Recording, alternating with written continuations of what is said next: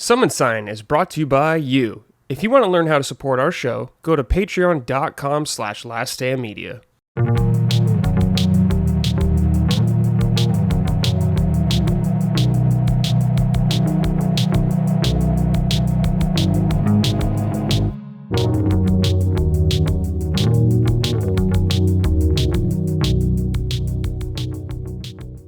Hello!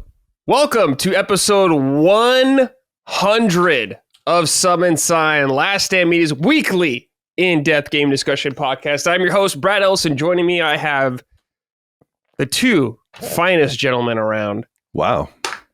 Goodness. First, we're going to start with Mr. Dustin Furman. Dustin, hello. Show them the shirt. The Show shirt, it off. the new drip, dude. Yep. A very nice listener who only goes by on Twitter, Dat Lie, was like, hey, I want to send you something. I'm like, okay. And this is what he sent. Dude, the new drip, the Mega Man Legends drip. Very nice. Thank you. No one has to send me anything. But much appreciated. I saw the shirt. I was like, damn, I would have bought that shirt. Yeah. You know, like I didn't know this even existed. It's probably unofficial. But I'm doing well. I'm happy. It's Friday. I'm trying to think. The things I was going to mention, we just talked about on Sacred, but different audience, so it's okay. Yeah. I was telling Colin, I'm going to my first hockey game tomorrow. Right. Yeah. The Penguins. The Penguins game. So, you know, I'm trying to, since the game was free, it's like I'm trying to spend $20 on a single beer. Easy. You know, I'm going to do that. But is there like a hockey? I mean, it's just, I guess, stadium food. I don't know if there's like a thing you got to get. Now, No. I don't know. I mean, it's different for every building, you know? Yeah. What's the temperature in a hockey arena with the ice? Like, what do I need to wear? It's not as bad as you think. You'll be comfortable in like a long sleeve shirt or a sweatshirt or a jersey. Bring a hoodie. Not that you would have a jersey. Yeah, a hoodie would be more than sufficient. Yeah. Okay. The refrigeration is under the ice. Right. That makes sense.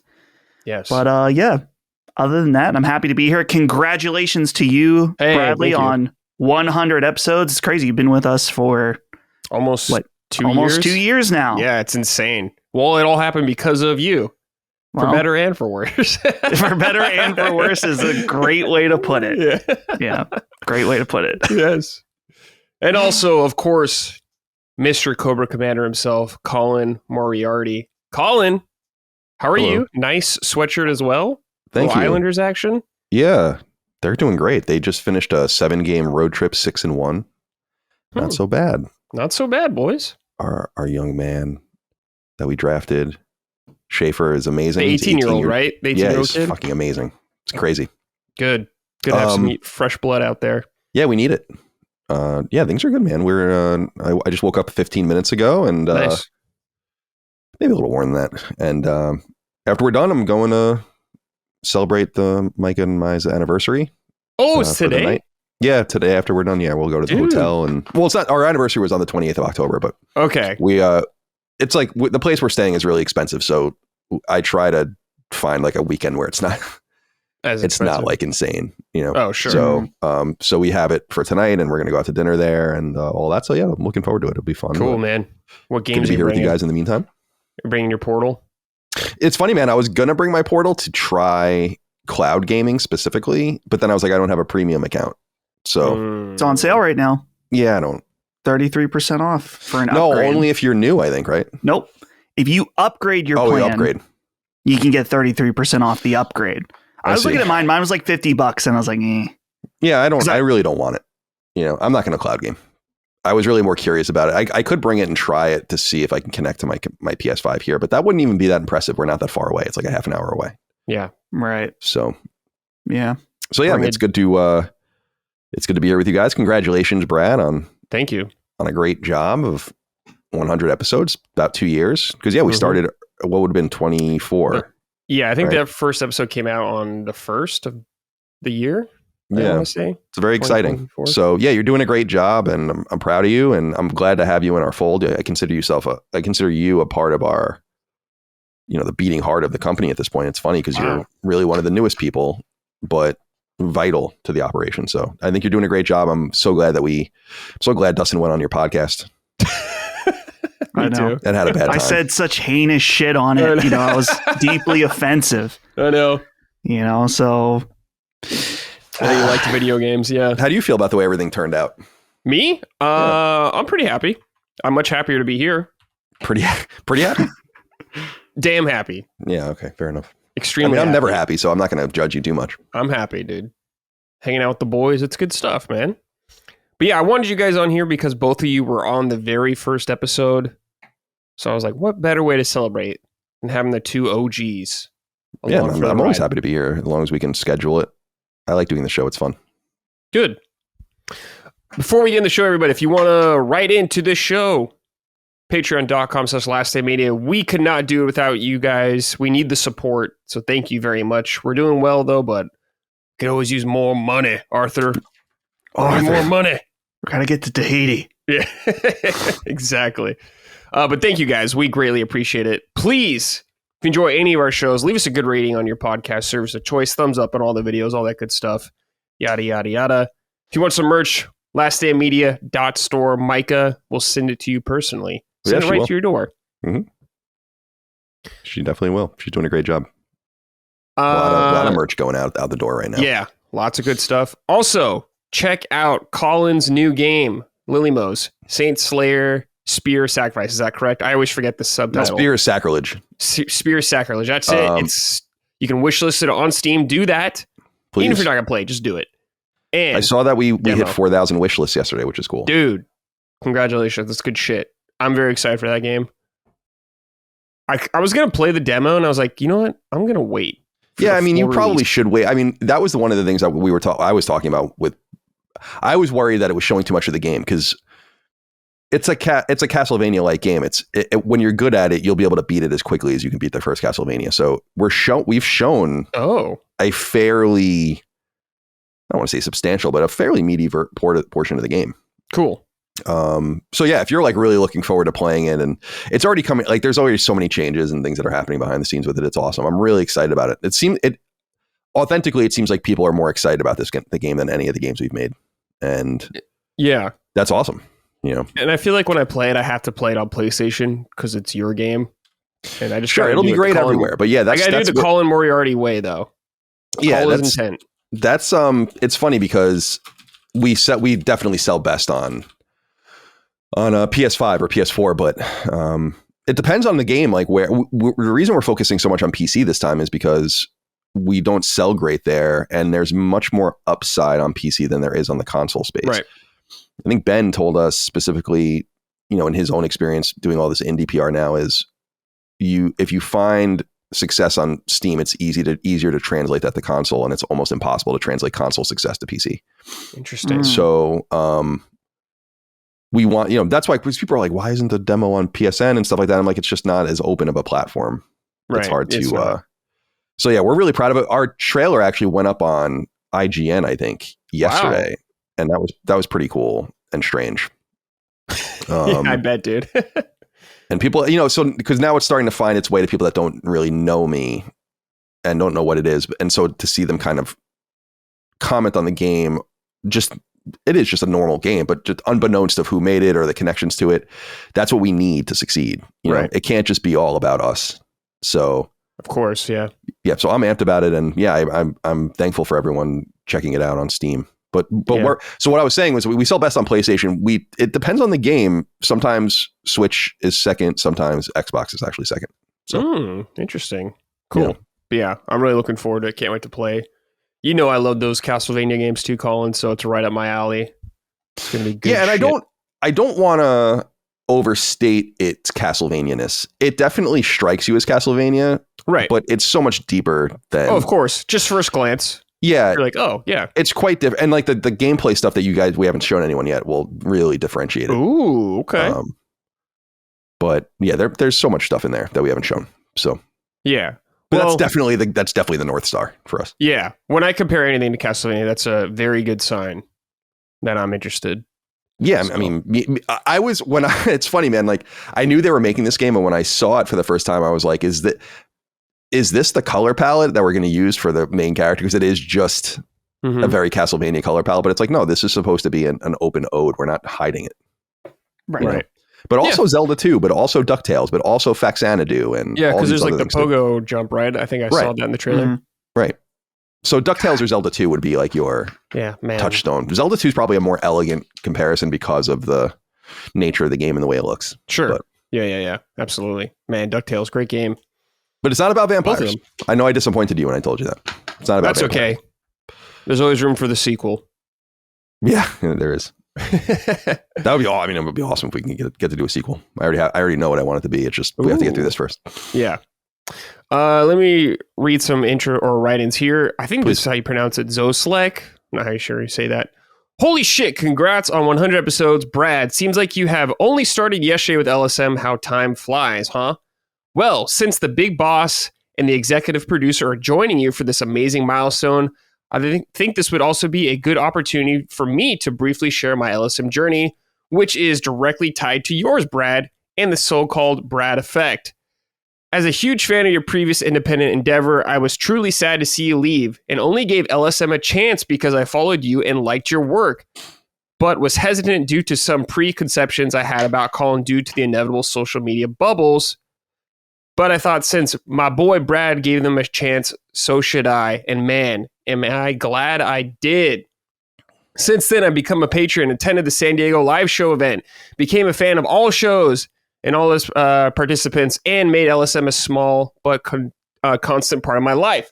So I owe you my gratitude, Brad, and sincere apology to Colin for trusting social bubbles when I finally listened to him and his stances with no edits and truly understood his thought process. I admire him as a human being while occasionally disagreeing with him here and there, but that's the human experience.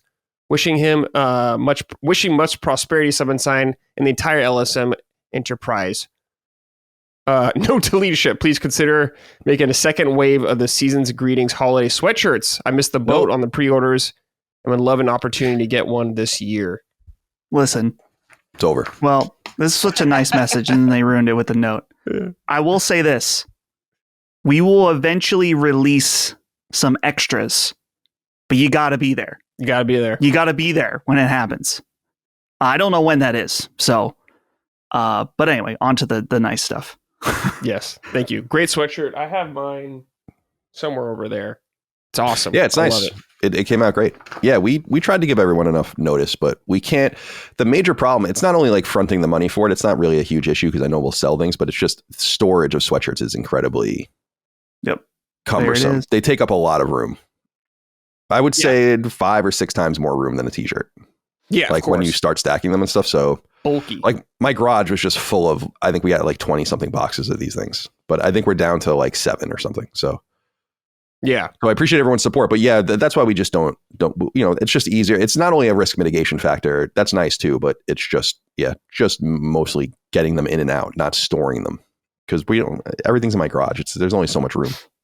Yeah. As far as this though, I'm glad that he found us. I mean, I think I'm fairly heavily defamed on the internet, but I also think I'm just used to it at this point. I don't really care. I mean, people say awful things to me all the time. So I'm surprisingly immune to it. I know how much it bothers like people in my life and my family when they're like, did you see what this person said? Or like what it's like, I don't care, man. Like, yeah, at this point, it's like, well, what are you going to do? I think for being an internet villain, we've had many more worthy players enter the game that are actual villains. So yeah, I think fake villain.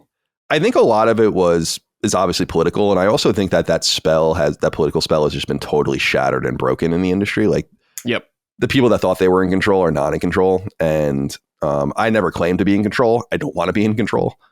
I just want to do my own thing, and I think that a lot of people force fed down everyone's throats a certain monoculture that was just a paper mache doll, didn't really exist. It had no substance.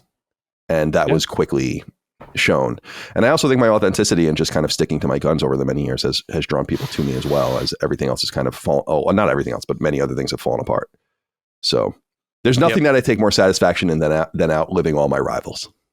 So, trust me. That's like, I know. It's like, I just take a little mental check mark. It's like, oh, you're out. Yeah. Check. See you. You're out. Check. You're like, yeah, totally. Absolutely. Love it. Yeah. I didn't ask for it. It is, it's nice. I'm glad that, I think this is happening to a lot of people, that The internet is obviously a crazy place, and a real eye-opening experience for me was when, I mean, this has happened to all of us over the years, but it's weird when you're on, I don't know, Twitter or Reddit or whatever, or even your own Patreon, YouTube comments, and someone says something either about you or someone in this, like someone close to you that is blatantly wrong. Right. And you're like, man, what happened? And you're like, where did that come from? And then you see either people like it or respond and agree. And then you'll see some people like say like, that's not true or whatever. But it completely changed my mindset of reading anything on the internet. Where it's like, wow, it's weird when it happens to you, when there are people lying and saying shit that's just like not true. Yeah. So it's nice. I mean, it's great that I think there is reevaluation, and I love that this write-in's like, yeah, I was wrong about this, and we're happy to have you, of course, and happy to have you, Brad, of course. Yeah, thank you guys. What's funny is that we are the most ideologically diverse and maybe even racially diverse group in all of games. When you really look at it. And by the way, the racial diversity was not intentional. I just chose the best people. Right. And I think that there's something that's worthy and that's useful to someone. Yeah. I think if you like live in an ideological pocket and you don't want to hear anything, then that's totally fine. But I've gone out of my way to kind of surround myself with people that are very different than me. Like Chris and I are diametrically opposed in politics. Like there's not like almost nothing that we agree on. You know, maybe that's not true. We're both populists, so we both hate big corporations and big government and all that kind of stuff. But you know, but it's like if we can do it and we're friends and we're I hope it's an example to other people. But I think a lot of people are just tired of the politics. And one of the things that I think is so funny is like, I am so unpolitical now compared to the way I was 5, 10, 15 years ago that it's hysterical to me that people still claim that it's like, there's politics in every inch. It's like, no, there's not. You're fucking crazy. Like, no, there's not. I know the way I was 10 years ago. I know the way I was at IGN. I remember. You know, like, and I think there's a place for that too, but it's not just, I say this, it's not just smart business, because actually I might even be able to do better by leaning into something. Sure. But so like, it's not really a business thing. I personally do not want to alienate people as a person. Yeah. It's like, this isn't supposed to quite be like that. You're not watching fucking MSNBC. Right. You know, like, come on, man. We're just a bunch of nerds talking about games. On, man. Yeah. Come on. And I want to be surrounded by people I don't agree with as well. Yeah. It's good perspective. I think we've built something really unique and interesting here. Yeah. I was just thinking about, you were saying how like our diverse our lineup is. And I was thinking about punching up. I'm like, yeah, that's like a DEI podcast, people would say. Oh, hell yeah. I'm in a DEI marriage. Yeah. Dude, I cannot tell you since I did that show last month how many people have told me I became woke because I married a black woman. Jeez, dude. It's crazy.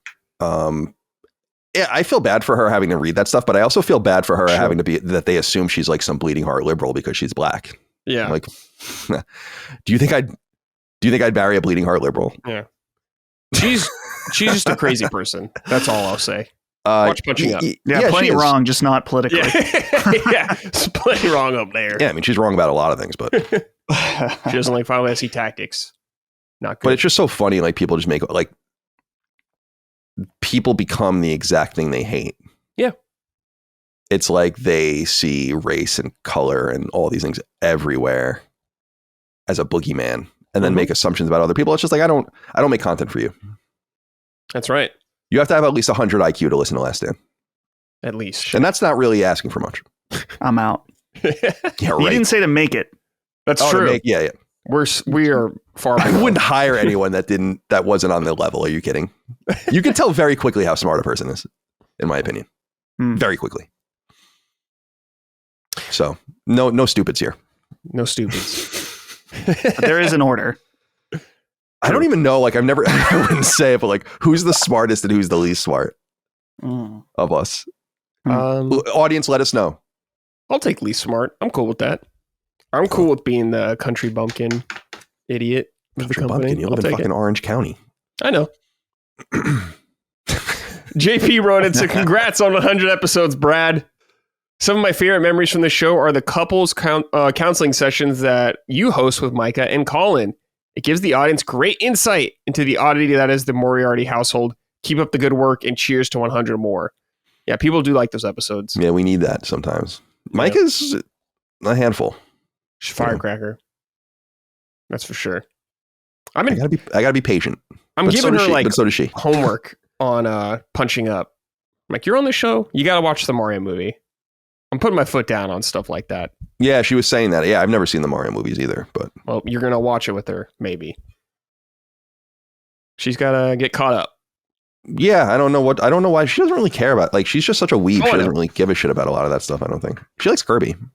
It's not about her liking it. It's that she's on the show. I'm gonna make her watch it. Yeah, no, I do think she's doing it. Like, yep, she's a good sport about it. She doesn't know Nintendo like I do or like you do or whatever. Mm-hmm. She's familiarizing herself with it. And certainly she knows modern Nintendo a lot better than I do. But there's a use to having a person like that on a show, I think. It's very like it's why I love having Chris on Sacred is because like it's just different. You know, he's not me. It's not two me's.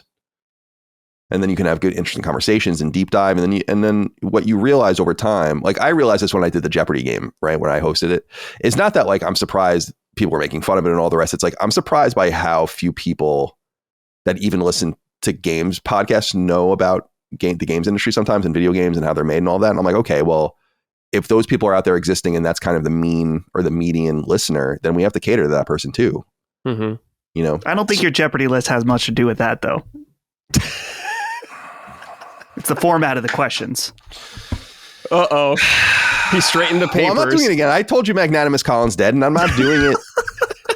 And I'm not doing it anymore. So that's fine. We'll go back to fucking postage-sized QuickTime event or QuickTime videos of things and try to see what they are. I don't care. Hey. It was entertaining. Not hurt by it. Clearly not. This is why Sacred Symbols is our flagship show for stuff just like that. We're so hung up on everything on Sacred Symbols. It's like insane. By the way, who won the thing? I will reveal that for you guys next episode. Oh, okay. Cool. Because I haven't finished it yet. Oh. So it's my fault, but we will get it done. We got time. We'll do it before the Keeley event. Cool. That's in it's like 3 weeks, I think. Yeah, so that'll be the main event, which will be really fun. Mike Moran wrote in and said, congrats on 100, folks. Question for Brad and everyone on the episode. What is your favorite moment, or maybe that you consider your most notable moment on the show so far? Here's to a couple hundred more. Cheers. One of my favorite moments is the very first episode when we couldn't figure out where that sound was coming from. Yeah. On the soundboard. Yeah, Dustin blew it. That was the first episode. And Colin didn't think I understood the cheers chant. Not cheers, charge. Yeah. He's like, it's the charge. I'm like, that's... That was good. Well, I told you because Ramon tells this story about like he would go to Mets games when he was a kid and they would do that. Yeah. And he thought, I think until like he was in high school, that it was just, ha. So like, really? Dun, dun, dun, dun, ha. That's so funny, dude. That's awesome. That's good shit. Let's see here. Oh yeah, you got a moment? I was gonna say I have some favorite moments. Yeah. So a few weeks ago on Sacred, someone was talking about the power dynamics between Brad and I. Dude, they love that. They write in about that shit. Someone wrote in about it earlier. That's all Colin, Magnanimous Colin, starring that. Well, yeah, the power dynamic. People were saying that I was forcing you to put me up and go to the Persona concert. Well, you are. I forced you to do it? Wow. I'm just kidding, dude. Feelings are hurt. Oh, man. No, absolutely. Dude, you told me. I was like, oh, sick, dude. And you took care of getting the tickets and everything. I don't got to travel. Way in. Yeah, like there's nothing for you to worry about. It was like when we did the Virginia live show. I was like, this is awesome. Yeah. So the real power dynamic comes in that certain guests, I'm like, Brad. Oh, sure. No, I like that. That's good. Put me on the show. But so some of the guests we've had on that has just been awesome to podcast with, of course, Ben Starr was super cool. A big one for me, Happy Console Gamer, just because I've loved him for Yeah, he's an years awesome dude. at this point, probably like a decade. I've loved his YouTube channel. So to record a show with him was awesome. And then a very heartfelt one. I love having Brandon on this show when we had him on for Call of Duty. Yeah. Just because, I mean, it is the nepotism. I mean, he's one of my best friends, and to have him on here, and the audience loved him too. So it was cool. Yeah, But I don't think I forced that. I think you wanted it, Brandon. No, I'm down usually for anything like that. Oh, he gave you an option with that? Yeah, I mean, sometimes Dustin suggests people, and it's good. We had Mystic Ryan on here and stuff like that. Oh, yeah, Mystic's great. Spawnwave awesome. on here because Mystic of Dustin. Mystic is maybe the only person I know of who might know more about PlayStation than me. Yeah.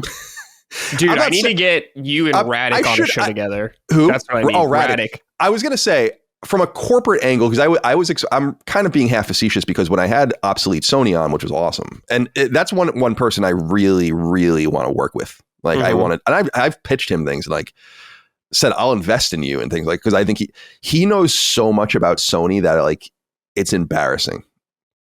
Where I'm like, holy fuck. Yeah. And so like the corporate structures and where things came from and all of that, I don't know that stuff. I know the games and like the studios and the history and the timeline. And I was playing the entire time on PlayStation, which, as we said before, is a huge advantage. Because it's so hard to go back and catch up in games. It's not like movies or whatever. Like you're kind of when you're born into a moment, it's very hard to go back and then also stay current on the current moment. Mystic, though, is like really impressive. If I wanted to do a version of Sacred Symbols with two Collins, Mystic's the guy. He's the guy, yeah. And if Chris ever wanted to leave, I mean, it's up to him. I don't think he ever wants to leave. But if he ever did, it's like, well, what would we do with the show? And I don't really know, but like we could do it. It would be a very radically different show if we got someone like Mystic Ryan on, you know, which, in a good way. And so I really, really like him a lot. I think he's awesome. Yeah, nice guy. He really apparently did I haven't watched it yet, but an interview with the guys that are porting all the classic games over. I watched it. Was it good? Real good. Yeah. Very good. Yeah, he's very interesting. He's great.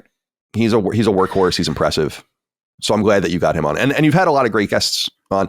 And that's what I like about your show is I'm a very insular. I've always been like this, even when I did Podcast Beyond and stuff. Like I hated having guests. I just feel like that's not really like, I look at it as a podcast consumer, and I like repetitive things with the same people on it over and over again. And so that's all I know how to do. Don't you like Lex Friedman though? He has like a bunch of guests on this. Yeah, those are interview shows. And that's where Sacred Symbols Plus, I think, comes in. Where gotcha. I invite people on to have, I love having one-on-one conversations. But the dynamic of a show, like people are always, when Dustin was out for a while, or when Chris has been on, it's like, have this person on, have this person. I'm like, I think it changes the show. But what's fun about Summon Sign of Me, or one of the things that's fun about it, is it's always different. Yeah. So you don't, and there are permutations people no doubt enjoy and like, but I appreciate your willingness and your ability to do that, because I feel like it would really throw me off my game for my main show. Sure. No one has ever been on Sacred Symbols, I don't think, that wasn't me, Dustin, or Chris, right? No, I don't think so. Not that I know of. No. And we've done almost 400 episodes. Yeah, it's crazy. And they're each an average of 3, 4, 5 hours long. So it's fucking crazy how long we've been doing this stupid shit. Yeah. I mean, I like having guests on because, if they've been on other podcasts and stuff, they may talk about news or their career and all that kind of stuff, which I think is great. And we touch on some of that, but I really like to get into the nitty gritty of like video games with them and what they play and what they enjoy and why they enjoy certain things. That's really interesting to me. I want more of that. Like if I could get big name creators on here, like for instance, like Ken Levine, I would just want to talk about what he's playing. And I can probably get you Ken on here. I mean, I think I could make that happen. I was a player in getting him on Maddie's show too. Yeah. He probably is familiar with you too. Like he really likes Maddie. I told him actually, I told Maddie after I talked to Ken, I'm like, he knows your stuff. Like he was a fan of you. He was totally enthusiastic about doing it. So it could be a very similar thing. He's like a silent consumer of games media. So. Yeah. Yeah. I hear him talk about like games he's playing, stuff like that. And it's like, it's cool. Like everyone wants to ask him about like BioShock and Judas. It's like, I just want to know, like, hey man, what are you playing? What are you doing about this kind of game right now? Yeah, totally. I mean, that would be a really fun episode. So yeah, I appreciate, because that's true. Like, I like talking to other people, but there's a different show for that. Yeah. So I appreciate that like the core show. And I was going to say, like, I don't want to be reductive and also use a first episode memory, because I've been on many episodes of the show, but something that I took with me, and I don't think I ever said this to you, was when we started, I remember when we started recording, I like asked you about yourself, and I wanted to know more about you, and who are you, and all of that. And then I went to the Easy Allies subreddit, and oh boy, someone had said something like, I had learned more about Brad in 5 minutes than I had ever known about him in the years that I listened to this stuff. And I was like, wow, that's so interesting. It's weird how different our shows are. And I'm like, that's good. I remember that. Like, we have a different Brad now, a more deeply known and personal Brad. And I can't do shows without making it very personal. So no, I think that's important. People love that kind of stuff. Really get that human element there, that connection. It's good stuff. I don't know how to do it any other way. I remember being at IGN and them really telling us at the time, and they were probably right at the time. This was almost 20 years ago, probably, is like, it's not about you. No one cares who wrote this. Like, that was like literally the mentality. And I'm like, are you sure? Because like, in my mind, I'm like, I remember all the people that I used to read in EGM or not really so much EGM, but PSM and all these other Nintendo Power and all these things. And it's like, and I ended up kind of being right about that, where it's like, actually, they care a great deal.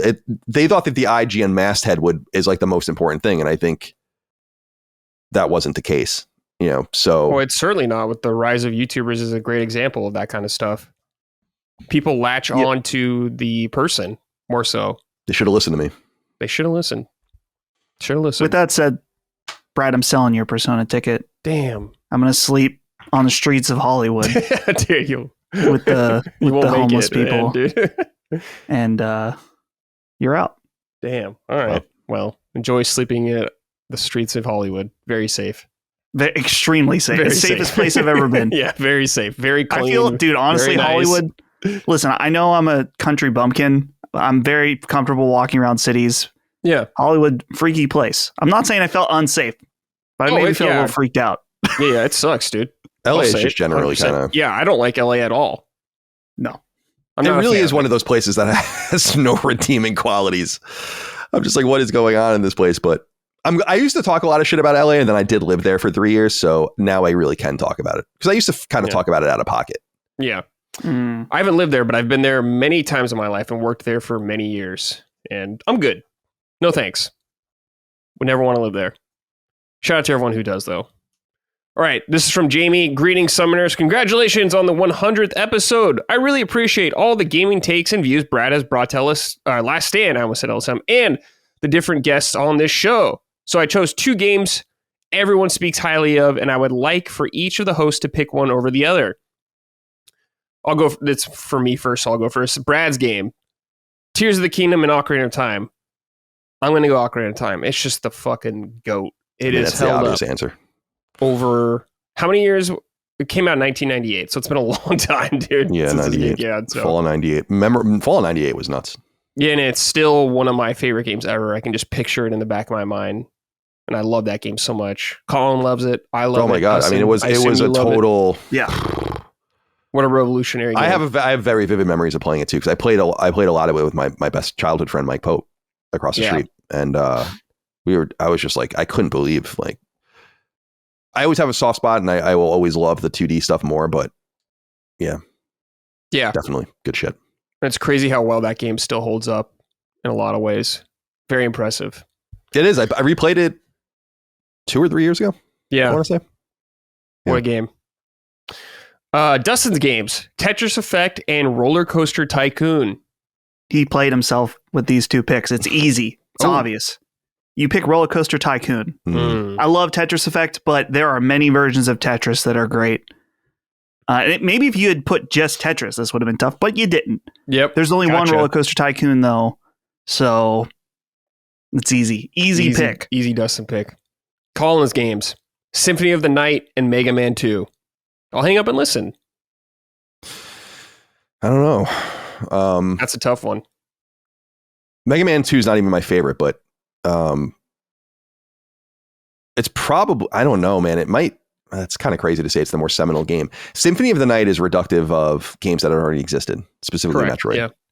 So I would probably go with Mega Man 2 as being, I mean, Mega Man 2 is a fucking class. I mean, yeah, it is. It's an incredible game. Absolutely flawless, really. It's one of those, it's iconic really for NES players. If you weren't there, obviously you're not going to. It is. I'm trying to recall, like, Mega Man 2 is the one where people just skip a lot of it with Rush, or is that 3? That's 3, right? Well, Rush is in 3, but they have the items in 2, and you can skip a lot of it with like you could skip Bubble Man stage and it's just like I remember the blocks, the yeah, that's like in Heat Man stage. Like you could do them. Like you could. Part, I've never raw dogged that part of the game ever. Yeah, fuck that part, dude. You could do it. Yeah, of course you can do it. It was when Mega Man 1 and Mega Man 2 are interesting in that, especially Mega Man 1 is like this, but 2 is like this too, where they're like, do it in any order, but you kind of can't, and It wasn't until 3 where they're like, truly, you could do it in any order you want, as long as you're like good enough to fight the bosses. Because 1 had the magnet beam, which you can't get without Gutsman's weapon, but you need it on a Lekman stage. You remember what I'm talking about? It's like the thing that makes the platforms. And then they evolved that into item 2. And that's a similar thing where you actually don't necessarily need any of the items until Wily's Castle, but there are parts of the game like Heat Man stage where it's like, dude, this would be really hard to do without. So, but yeah, Mega Man 2 is just a fucking banger. Absolute banger. Great game. 3's better, but 2 is 3's better because it's darker. It's like that's when they found themselves. Slide, Rush. The only thing about 3 is it just doesn't run well. No, it's definitely it's totally unoptimized. And when they did optimize it in some of the ports, it's like, no, because we don't know how to play it like this. Yeah, you got to play with the lag and the there's got to be the lag and the fucking flicker. Yeah, absolutely. They should bring flicker. They should bring flicker back. That would stabilize frame rates. Yeah, everyone would love that. All right, boys, let's get into games we're playing. Dustin, you and me have been playing this a little bit. Kirby Air Riders just came out yesterday. I played about an hour and a half of it. Dustin, I'm curious, what do you think of the game so far? Yeah, so I have no attachment to the original Kirby Air Ride. Never played it. Don't know anything about it, really. But I was interested in this, of course, because this is Sakurai's new joint. And I like Kirby. I'm not a major Kirby guy. And I like kart racers. At least that was the feeling I had going into this. And I don't even know if we can even really call it that. Kirby Air Rider. Is it do we consider Kirby Air Riders a kart racer? It's like kind of like 1/3 of a kart racer, maybe. I don't know. Yeah. So in this game, your character or your machine automatically moves forward, and the game is mostly one button. Yep. I think in this iteration now there's technically a second button because there's like a special ability, but your one button basically kind of slows you and lets you drift, and then you build up a boost meter, and then you can boost. And there's like all the different machines it's really different from Mario Kart or any other kart racer because the machines are very different from one another. Like there's ones that are really good that get way more speed in the air. I think there's one that literally just stops when you hold the button, but you get a way quicker boost. Okay. But the main thing about this game that's surprised me in the probably about the same as you, Brad, an hour and a half, 2 hours with it last night and a little bit this morning, is how full featured this game is. It's like actually shocking the amount of stuff in this game. There's the traditional race mode that has, racing, time trials, things like that, with a huge amount of characters. I don't know how many characters are in the game. I've been slowly unlocking them. There is like a top-down mode. I can't remember what it's called. Top Ride. It's okay. It's cute. Yeah. And then there's this city trial. City trial, where you run around for 5 minutes and level up your machine, and then you compete in some kind of trial. That's one I've only played that one time. But the cool part, at least the part that I'm fascinated with, is what all the extras around this game. So you can like fully customize your machine, like visually. Like it's almost like a Call of Duty emblem maker. Like it kind of reminded me of that, but it's on the machines themselves. So there's already people making heinous shit on it, which is very good. There's that. There's the different the characters have multiple different outfits they can wear. You can customize them with hats. Of course, it reminds me the layout of this game is so Super Smash Brothers. but it's not Super Smash Brothers. Smash Brothers, 100. Yeah, with like the narrator and everything. The narrator, the way it does like the emphasis on the character at the end with like the red outline or shadow coming from them. It's pretty interesting. And I'll throw this over to you, Brad, because I'm really curious what you think. The last thing I'll say about it is that I am unsure how I actually feel about the gameplay of this game. Mm-hmm. It seems so ridiculously simple, but I can tell this game has like a huge skill ceiling to it where you can really get into this game and really figure out the strats for it. I still feel like I barely know how to play. And there's like extensive tutorials, like way over the top tutorials. There's like at least 50 or more individual tutorials for the things in this game. Oh, and there's a story mode too, the road trip mode. Yeah. Which is kind of interesting. But Brad, you also have no experience with Kirby Air Ride. So what do you think of it so far? You didn't play Kirby Air Ride back in the day? No, I like missed the boat on it. I maybe did one race before, like at a store or something like that, but I never like dived into the game at all. So this is like new for me as well. And I got to say, I don't love it. Mm-hmm. I don't love this game, unfortunately, right now. I do need to give it more time because I feel like I'm missing something still with it, Dustin. Yeah. But right now, like its whole philosophy on game, like I got really annoyed. I was doing a race and there's all these like ledges in the game. Can't even go off any ledge. Like, what is this fucking just shit? Ping-ponging around. Yeah, it's just like you're on rails. It's like so much more like combat focused, and it's not really that interesting to me right now. I played through the game and I was like, just kind of been like, I don't get it. I don't know what people love about this game so much right now. There is a decent amount of content, which is cool. I did play online and stuff like that, and it's just kind of like a clusterfuck right now in any race. And I understand, like, you know, it's a kart racer kind of thing. And like Mario Kart's a big clusterfuck as well, but I think the style of like a more traditional kart racer is much more appealing to me.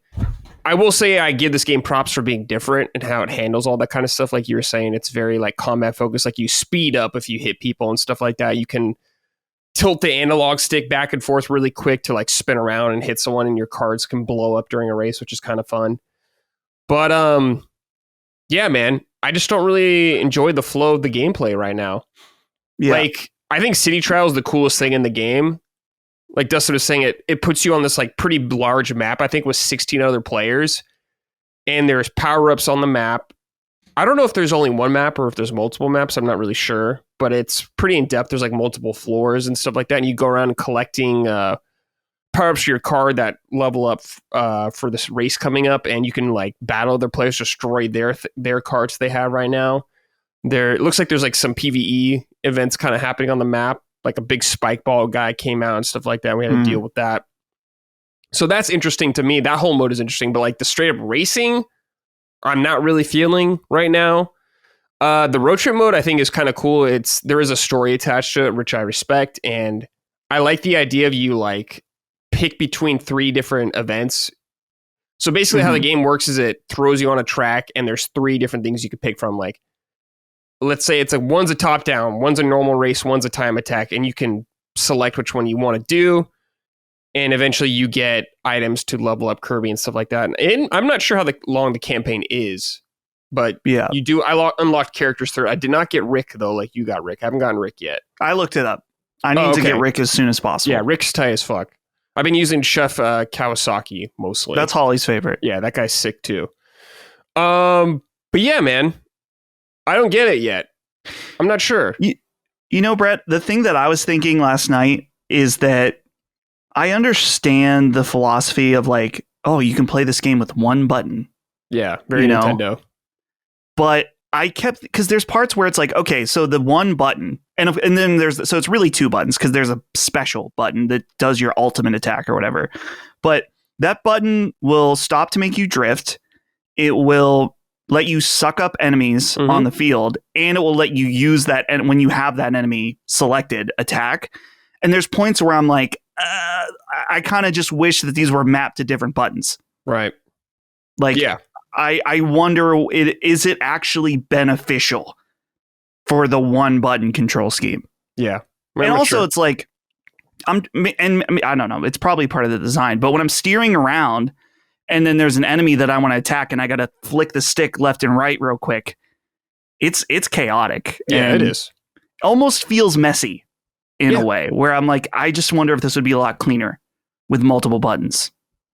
Yeah, it's definitely a game, I feel like, Dustin, where it's good for me in small bursts, like 20, 30 minutes. This is not a game I feel like I could play for hours on end right now. Maybe that'll change. I do need to play the game more. I want to give it more of a shot because I do want to like it. But I don't know. It ain't doing it for me right now. Interesting. We'll see. I'm the more I play it, the more intrigued I am by it. Good. And yeah, I gotta get some sick carts or machines going. Dude, the amount of customization. There's points where I'm like, they did not need to go this hard. Yeah, that's cool for sure. But they did. Yeah, we need to play online or something like that and get a lobby going and just see. Maybe it'll be more fun for me. I don't know. Yeah. Colin, did you play the GameCube one, the original? Yeah, I mean, I bought everything on GameCube basically. So okay, did you like the original? But I didn't like. I don't. I actually just looked up gameplay. I'm like, I really don't remember this. I remember when it came out because it was. I think it was that fall 2003. Period. I mean, I used to just buy. I think I've said this before that, and Per Schneider at IGN used to love it. Is like sometimes I would even kind of call in the money they owed me for games, like $50 a game. Basically, it was. So sometimes I'd be like, I want these 6 GameCube games for this guide, and they would just send them to me. Oh. And it was cool for them because it basically, I think I didn't really understand why it mattered, but in hindsight, what was probably happening was they were using their budget to buy games, to just send me games, and then they still had the freelance budget that was like untouched that I would have taken from. So it was like the best of both worlds for everyone. Yeah, yeah. And Kirby, I think, was one of those games. So I'm more fascinated by Sakurai going back and making this game. Isn't there like a story about? Yeah, we were talking about it's the road trip mode. Yeah. No, I'm saying I should be more clear. Isn't there a story about how the fuck he came to do this game? Because like it's a weird game. It doesn't. No one cared about Kirby Air Ride. Yeah, I was like, that's not even like in the top 20 most relevant GameCube games. You know, so it's interesting to maybe even more extreme than that. I mean, easily probably more extreme than that. So this game feels like a deal to me, where Sakurai was like, "Listen, Nintendo, I'll give you what you want. I will give you the next Smash Brothers, but before you do, you got to let me make my boy Kirby." Yeah, it's interesting. I wonder because God, is this the first Kirby game he's made since?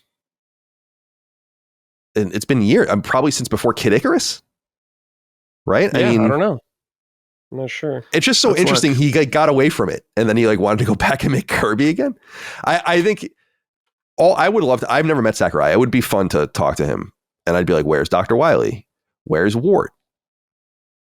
Put one more Fire Emblem character in that fucking game. I dare you to put one more Fire Emblem character. Are there any more Fire Emblem characters? It's every Fire Emblem character, isn't it? I mean, yeah, we're getting another Fire Emblem, so I'm sure there'll be more. Sakurai's last Kirby game was Kirby Air Ride in 2003. Yeah, so way before Kid Icarus, because Uprising's like 2011 or 2012. Yeah. Yeah, it's just interesting. So from that's what I mean by story. Like, well, what's the story behind this? You know? But it's just so funny. Like, I think it's just funny, like the whole thing with, I think about Sakurai too, like he's like a proto Inafune in that when he left HAL and made Sora, he kind of was one of the first people to do something like that. Yeah. And then kind of contract himself out and like bet on himself. It's very un-Japanese. You got to appreciate that in a way. And he pulled it off. Shout out Sakurai. Man, he made a YouTube channel for a while too. Mm-hmm. Some cool videos. Fascinating human. Yeah, I'm sure they were thrilled about that. Nintendo. It's just like, not that they have any control over him. They probably don't. I was going to say, like, what are you going to do? Stop Sakurai from making Smash Brothers? Yeah, that's why you want to keep your own talent, because like he has the best of both. Speaking of the best of both worlds, he has the best of both worlds. He's an amazing deal. Dude. His wife's like a player in that too, I think. Yeah, I think so. Yeah, it's cool. Cool. All right, I'll play more Kirby Air Riders in the future. I'll probably report back on Punching Up. So if you want more thoughts from that, peek it there. Is Micah playing this, Colin? Yeah, she bought it, but I don't think she started it yet. Oh, okay. Because she gets like, I was making fun of her last night actually, because I'm like, dude, how many games do you buy? Like that, just like every day there's like a delivery of a game. Like, yeah, my goodness. Shout out, by the way, to Day to Day or DDD, depending on DDD. Yeah, King Day to Day. He's just the best. I love him. I love that character so much. He's one of my favorite Nintendo characters. Top 5 for sure. He's a good ass character. Ice Climbers, right. Glass Joe. No, I can't. I was going to start naming out. Yeah. Piston Honda. Oh man. All right, Colin, Ball Pit. You've been playing this, Dustin. I know you played some of this as well. This game, one of those hot little indie games that comes out of nowhere and people just love. Tell the audience. I took extensive notes on it. Holy moly! Yeah, talk to me about Ball Pit then. Dustin, how much did you play of Ball Pit? I think I have 2 or 3 stages left. Okay, so you might have even played it more than me. Yeah. Before you get into it, let me read this real quick. Please. This is from Western J. Hey boys, congrats 100 episodes, Brad, and thank you for the top quality content. Looking forward to hundreds more. My write-in is for Colin. I have to know how he is liking Ball Pit. The game came out of nowhere for me. Bought it out of morbid curiosity, and within a few weeks, I had 42 hours on it and finished the game. Since Colin loves Portal so much, or the Portal so much, I imagine it's the perfect game for the Portal since I played the majority of my playthrough on Steam Deck. Would love to know if he got hooked like so many. Thank you for the wonderful show and happy 100 again. Well, first of all, thank you for the kind words. I recognize that name. Mm-hmm. I haven't played on Portal yet, so I can't speak to that. I think it would do great on Portal, and I'll test it on Sunday during football.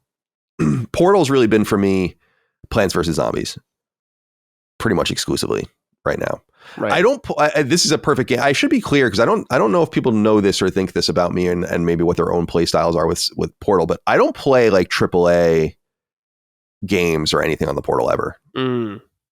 I think the most 3D-ish game I played on Portal was like Power Wash Simulator. It's perfect, and it's not even a latency thing. It's like a screen thing. Like I don't really want to play this game like this. I didn't play Ghost of Yotei on it or whatever like that. So Ball Pit is a perfect game for the Portal. I just haven't gotten there yet. And that's actually part of the problem is that, and I was expressing this on Sacred Symbols, is me playing Ball Pit was a bad idea because, and I was saying to Dustin that it's like why I still haven't played Balatro. It's because I know what the game's going to do to me.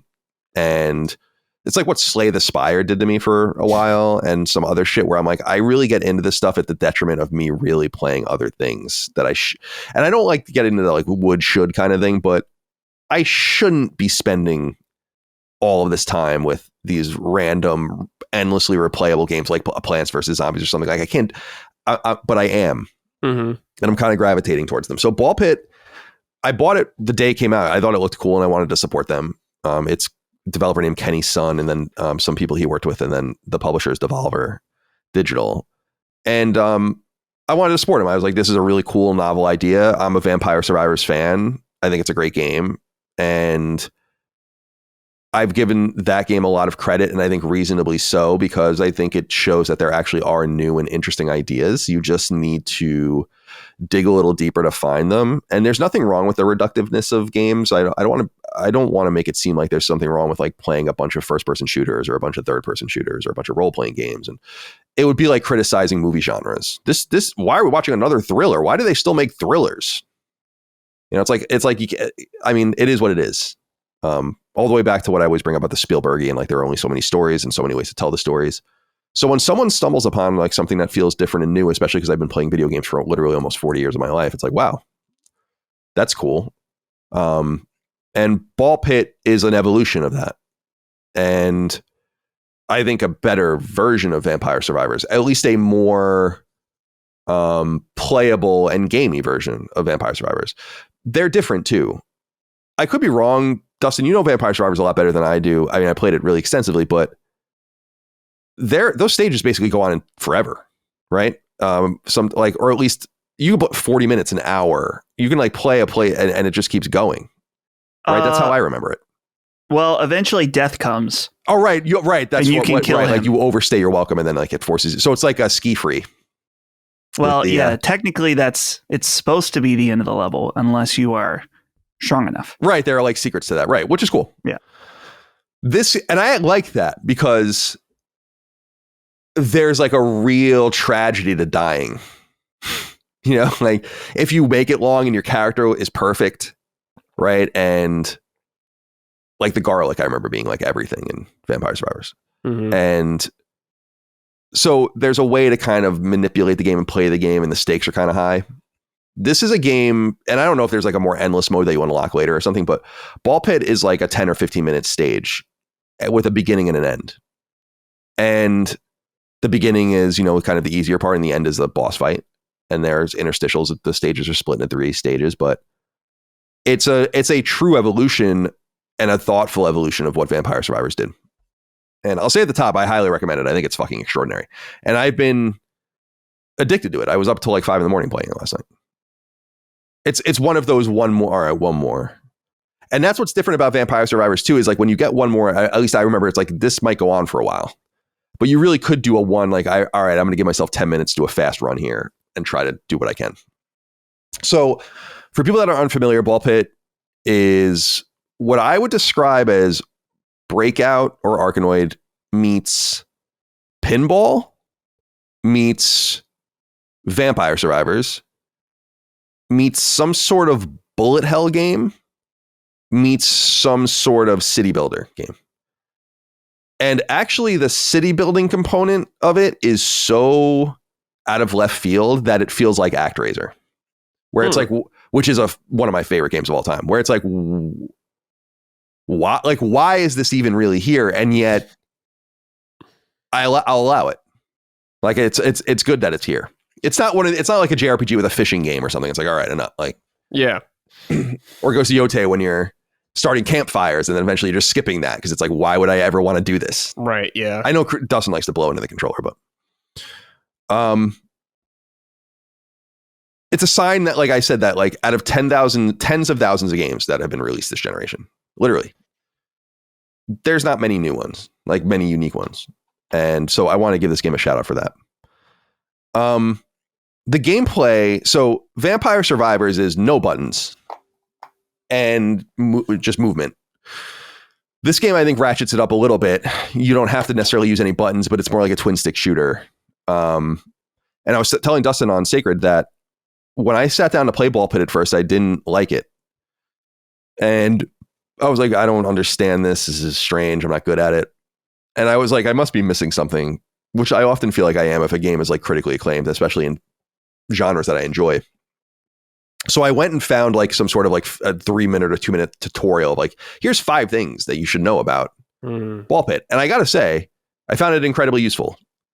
It reminded me a little bit of when I finally admitted to myself after probably playing Civilization 4, 5, and 6 for a combined 200 hours or something. I'm like, I don't really even know how to play this game. You know, like I don't really even understand it. It tells you everything, but you have to read. It's almost like reading a fucking, like a technical document. Right. And so I finally went on YouTube. I remember doing it in 2019 and being like, I'm just going to sit here and watch a few deep tutorials of Civilization. And I was like, oh, like you get like 80% of it, but you don't get like the key 20% that's like missing on you. It's like, oh, I didn't know that. Oh, I never understood that. And it for a game that I already loved, like Civilization, it enhanced my enjoyment of it obviously greatly. And it made me wonder like how many people also played these games like that, where you're kind of just hoping, like many things, you're going to figure it out. And then you kind of feel like you do, but you really didn't. I'm glad I went and did that with Ball Pit because it told me 2 key things about it. Play it fast and so there are like speeds that you can set it at, like slow, medium, fast. Play it fast and play it with no buttons because there's a way to like manually launch your buttons. And once I realized that that's the way you should play, because I was playing it slowly and deliberately, and it's like, it's not the way you play the game. You have to play, it's a chaotic game. And the idea is that, and why I compare it to pinballs, it's almost like a pinball point of view with a pinball size stage. And the Arkanoid part comes in that the enemies are slowly traveling down. And this is what I was saying also on Sacred was, in some way, the enemies kind of coming down and attacking you is like Arkanoid, but really more like Space Invaders, really. And you're trying to use your own character and balls, like Arkanoid balls or pinballs or whatever, to beat them back and stop them from like arriving to the end of the stage where they start damaging you, and you can only take so much damage and then you die. Mm-hmm. So that's the entire idea of the game. And you get power. You can have up to 4 powerful balls. So like a frozen ball or a fireball or whatever. And then you get a bunch of what they call baby balls, which are like these tiny balls that are constantly just floating and flittering about, and they do like little bits of chit damage. And it's about managing those things to destroy these creatures that are Space Invader Arkanoid block-like creatures that are coming towards you and are like attacking and stuff like that. And much like Vampire Survivors, you're collecting gems. And the leveling system is totally grafted out of Vampire Survivors. You collect a bunch of gems. First, you like level up really, really quickly over and over again. Then you're leveling up far less often. And then it gives you a bunch of options. And there are 2 types of options. There are like types of balls that you can have, and then passives. So not unlike kind of a Vampire Survivor system either. So the ball types, and I actually wrote them down there. There's more probably, but this is what I've unlocked. So there's the bleed ball, which is like a spike ball, and that makes the enemies bleed, cool. Do bleed damage. There's Brood Mother, Burn, Dark, Earthquake, Egg Sack, Freeze, Ghost, Iron. The Iron Ball is really cool because it does like a bunch more damage, but it moves really slowly, so you can't use it as much. The laser balls I really love. They shoot lasers out of them vertically and horizontally, and you can combine them. Oh, damn. To make it like, and this is where I think the game gets really, really crazy, because you get these options to evolve the balls, to combine them, or, those are really the 2 options you get with the balls. And if you have certain and I keep saying balls over and over again, which would make Dagan laugh. Yeah. Balls. If you have certain balls in your inventory at the same time, you can combine them and make room for another ball. So really the idea is to try to like get balls that go together and then combine them and combine their powers, and then draft another ball by leveling up and hopefully getting the option of getting another ball or whatever. So for instance, if you have like a freeze ball and a lightning ball, you can combine them into Blizzard. If you have bleed and iron, you can combine them in the hemorrhage ball. If you have the ghost and poison balls, you can make the virus ball. And you can have 4 balls at a time and 4 passives. And even some of the passives can be combined as well. And these passives are interesting. So I don't know, Dustin, which ones you liked, but some of the ones I wrote down, some of the ones that I really enjoyed. The baby rattle passive. This makes all the baby balls do 1.5 times as much damage, and then you level up the passives, and you level up the balls too, so they get more powerful. I think you can level up 3 or 4 times each. The breastplate passive reduces your damage taken. The Deadeye amulet does critical attacks do more damage, and you can start kind of manipulating the game to get more criticals and so on and so forth. Magic staff increases the area of attack, or effect rather. So if you have the earthquake ball, it does damage when it strikes people, but it also casts earthquake. And so you can create that area of effect being larger and larger and so on. And I'm a real big fan of the war horn, which is like increasing your mini ball damage. And then you can combine the baby rattle and the war horn to make the cornucopia.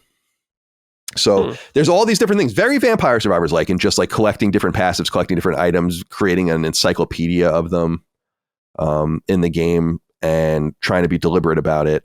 Stages occur in kind of 3 segments, and there are mini bosses kind of after the first and second segment, and then there's a real boss. The reason that this is I guess definitionally a roguelike, but it's kind of not in the most important way, which is that the stages are not roguelike. I mean, Dustin, did you get that feeling? Yeah, they're the same. Yeah, they're the same over. Like, so the gameplay is not the gameplay. The way you interact with the stages is, but the stages themselves don't really change. So it's not randomly generated or anything like that. Rather, what's randomly generated is what you might get, and that's what I was saying about the risk reward of the game and how you kind of things just go bad sometimes.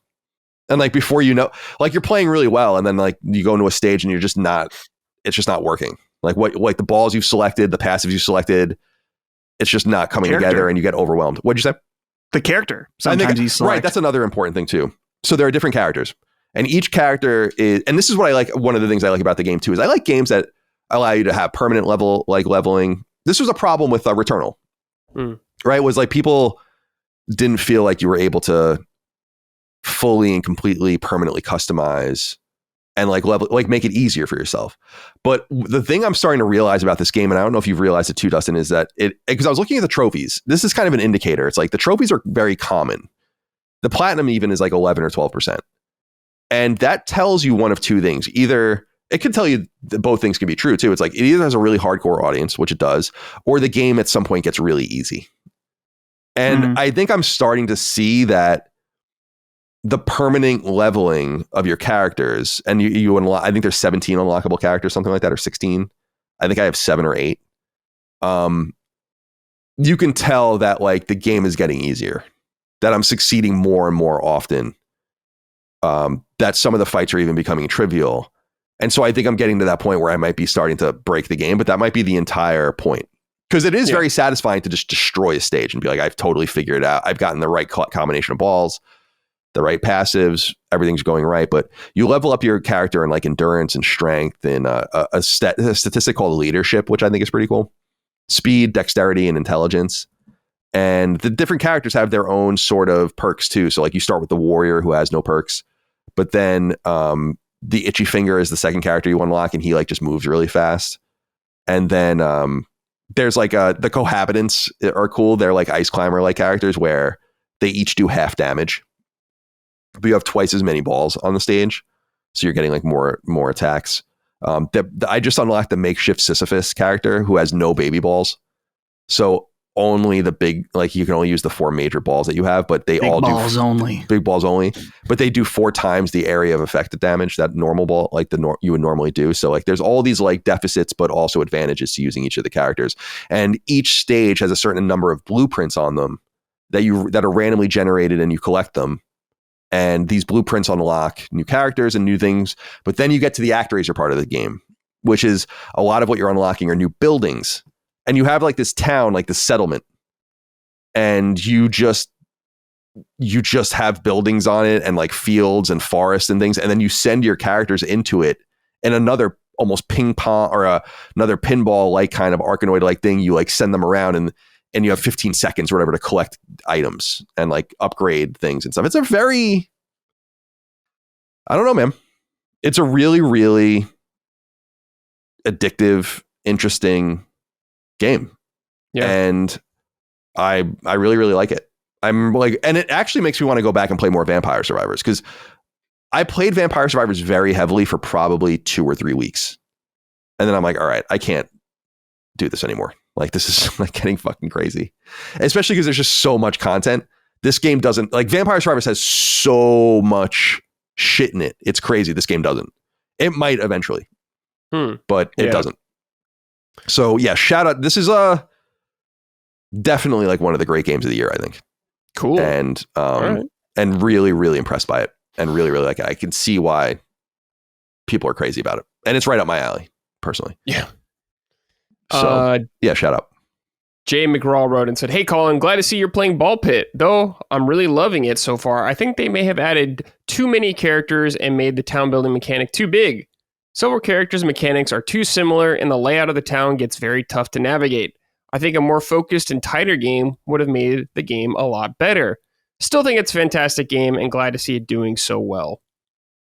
Yeah, I mean, I don't know that I think it's kind of perfect.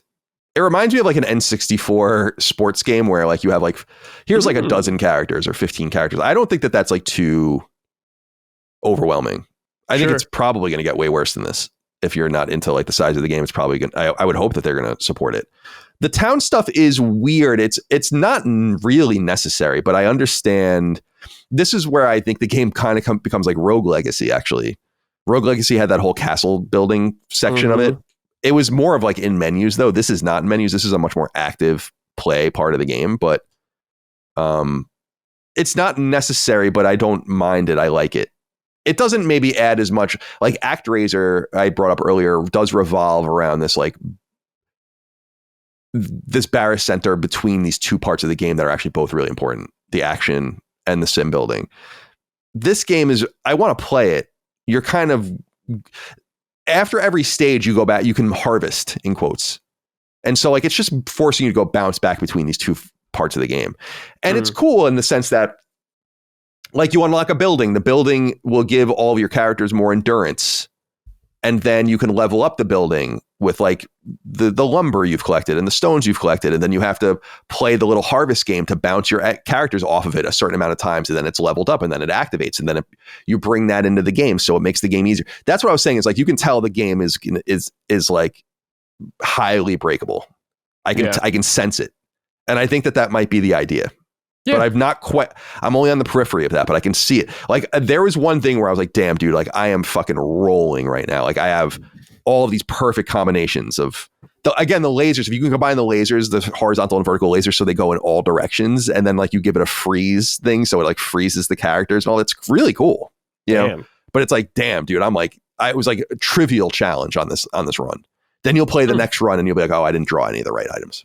So yeah, highly recommended. Highly recommended. Really like it. Dustin, are you still playing it? I haven't played it very much in the last like week, but what's nice about this game is that you can put it down for a little bit and come back to it. And the earlier write-in from Western J talked about it being a great Steam Deck game. I've been hopping around between playing it on my downstairs PC and Steam Deck, and it's been awesome for that.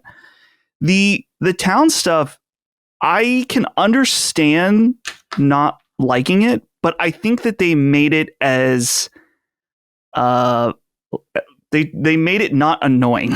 Oh, okay. Like they make it really easy to move things around in the town because you want to have things strategically placed in order to have them build and collect resources. And it basically took, like, if Vampire Survivors, you get gold and then you use the gold to unlock new stuff. It's just they added another game on top. They added another game element to do that. And I think that now that once I understood what it was doing with the town stuff, I'm not going to say it's as good as the actual core gameplay, but it does add another addictive level where it's like, okay, well, if I can build this building, then I unlock this character, or if we unlock this building, it's going to help my stats. And I think it's a good addition overall, even though I didn't really like it at first. I was saying to Colin on Sacred, and I know Colin just talked about it now, but this game really gets good when you start to understand what type of balls and builds work together. Like I was discovering that it's like, okay, there's like a fireball that catches enemies on fire, but there's another, I don't know if it's a passive, like one of the passive buffs. Oh, where like it lets you do more damage to burn characters. Well, but you can catch your baby balls on fire. Oh, so it's like not, I don't think I even have that. So it's like not only are you catching things on fire, but then you're catching, if you have multiple things to increase the amount of baby balls you have and they're on fire, it's sick. So you're like constantly, I'm surprised by this game because I'm like, oh, like sometimes I'll just stumble into a strategy or like a build that I'm like, oh, this is actually pretty sick. I wonder if I try to get these items with this character instead and how that will work. And I think there are a lot of characters, but I don't, at least so far, I don't feel like they're too similar. I just unlocked, I don't know if you have this character yet, Colin. It's either like a clown or a jester. No, I don't have that character yet. Or something. Kefka. And his, I mean, character mechanics spoiler. If game length is a spoiler, then maybe this is too. Get over it. Game length is a spoiler. Yeah, his thing is that he throws balls. So like you can throw things anywhere you want on the map. So his thing is like, I can create pockets within clusters of enemies and then throw balls in there and then they bounce around. It's pretty cool. And I was like, oh, this is like I've unlocked many characters and here's another new character that's plays totally different. Yeah. And that's going to like bust the game wide open. You know, like that's the thing is like the game seems to be, I don't know if you got the same vibe, it just seems to be suggesting like, yes, you will be able to break this. Yes, you will start destroying it. It's cool. I like when games do that. Yeah, it's like, I mean, Vampire Survivors is the same way too, where it's like, get this. If you can get this role, then you're untouchable. Yeah. Which I think that while it can feel like eventually you've reached the peak, but the process in getting there is so fun. And that's, what it's designed around. And it's, by the way, it's $15, which I think is a fucking steal. Yeah. Steal. Good price. $15 is I think it is a Vampire Survivors like game. So, and that game is comically cheap. So like way too cheap in my opinion. Like, but that's cool. You spread the field or whatever. This is one of those games where I'm like, I think you could have definitely charged $20, even $24.99 or something for it and totally gotten away with it. But yeah, shout out to Ball Pit. Shout out to Kenny's son. And Kenny. Yeah, it's really, I think people, if they go check it out, watch a video, see if it's for you. But I think it's quite novel. And I'm really, really enjoying it. So I'm looking forward to playing more. Cool. Brad, were you just referencing Attack on Titan? Me? Yeah. No. Oh man, I thought that was a deep weeb joke. Of that show. Just go move to Japan already. It's fucking getting crazy. Oh, because I like a very common, popular anime in the United States. I need to go move to Japan. Jeez. Go be with your people. Jeez. There's a part in Attack on Titan where the character's like, Kenny! And you did that. And I was like, oh, I didn't know Brad knew Ball like that. But turns out you're just a fake weeb. Yeah. I never claimed to be one. So. Well, did I? Probably at some point. Kind of. The way you're speaking right now. Yeah. Well, a little pompous. I am who I am. That's true. All right. Dustin, Metal Gear Solid Delta Snake Eater. You got it. You finally copped it. Yeah. I'm finally playing Snake Eater. And the reason I finally made the purchase is that they did an update for the PS5. I'm sure they updated the other versions too, but the PS5 Pro version, when it came out, it was running at a higher resolution, which is great. But it was running consistently like 10 frames below the base version, which if you are a frame rate priority type of person, the issue is that it was like falling well below PlayStation 5's VRR window if you have a VRR TV. So it was like, I'm just gonna wait. Yeah. There's plenty of games out all the time, and I knew they would probably patch. Well, I guess I didn't know if they would patch it based on some other Konami releases, notably Silent Hill 2, which did get some patches, but it's still not ideal situation. But I picked it up. I'm playing it, and it's pretty good. It is pretty fun. It's like kind of a weird, surreal experience in some ways, in that it's weird to see this PlayStation 2 game that has been, I mean, I never beat it when I was a kid, but we played it a lot. And now seeing it in this ultra high fidelity, very realistic looking characters. And of course the forest too. It's like, this game is absolutely gorgeous. Like seeing the sun come through the trees, seeing the way the different character models look, for better and for worse. I was saying on Sacred that like there's something really cool and really gross about seeing some of these characters, like particularly the end when his eyeballs pop out. Oh yeah, in Unreal Engine 5. It's like, whoa, what's going on here? It's what's the B guy's name again? The Pain. The Pain. That's it. Yeah. So it's pretty neat. And outside of the performance stuff, I feel like they made a lot of the right choices, because there's so many different ways you can re-release a game. You can just do it and up-res it. You can completely remake it, like Final Fantasy VII Remake.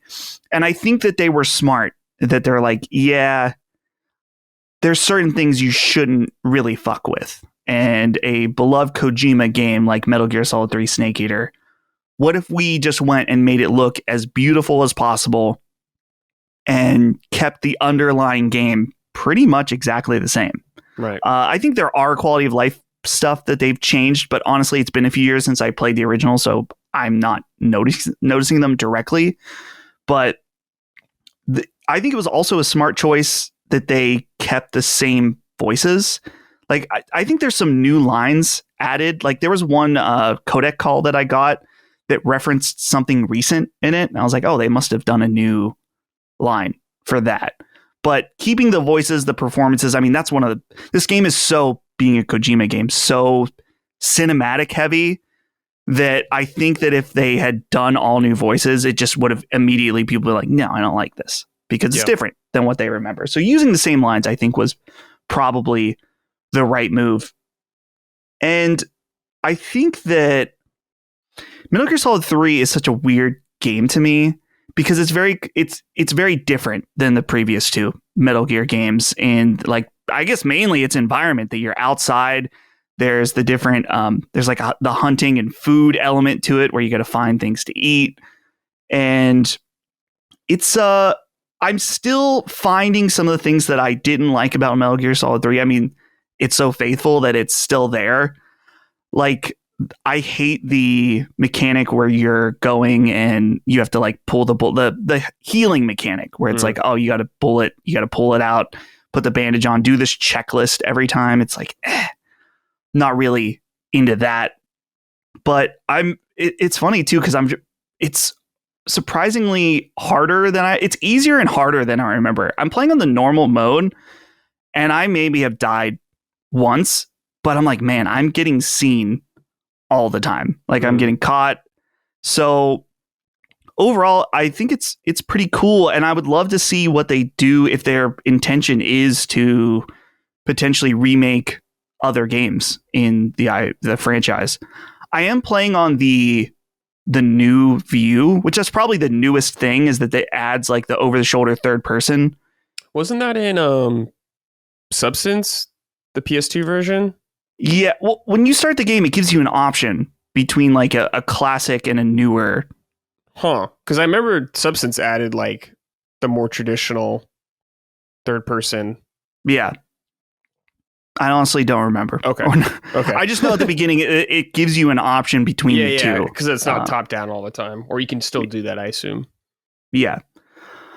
I don't know the answer, by the way, because I didn't come to MGS3 until late. So until later. Did.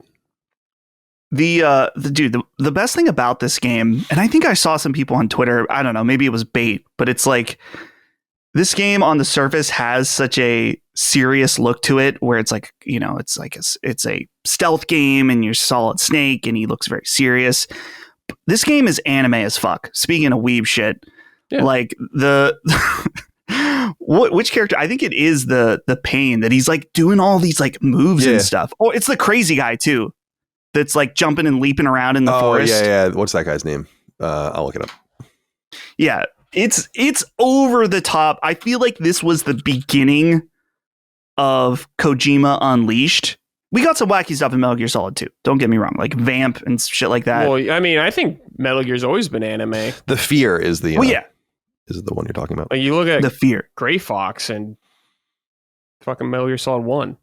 Yeah, Cyborg Ninja leaping around, cutting shit in half, dude. Dude, Ocelot using like when he like kills the bees with his like his whirling his pistol. Spinning his pistol. Yeah.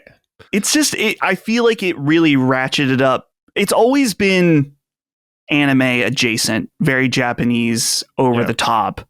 But I feel like in Metal Gear Solid 3 is where he finally kind of was like, fuck it. Like, we're gonna go crazy with this one.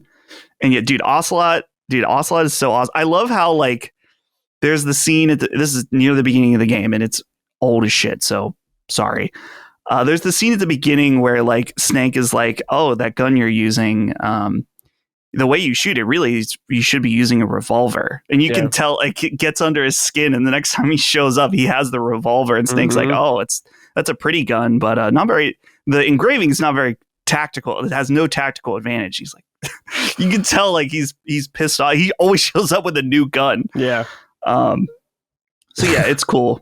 It's a fun game. I'm enjoying going through it again.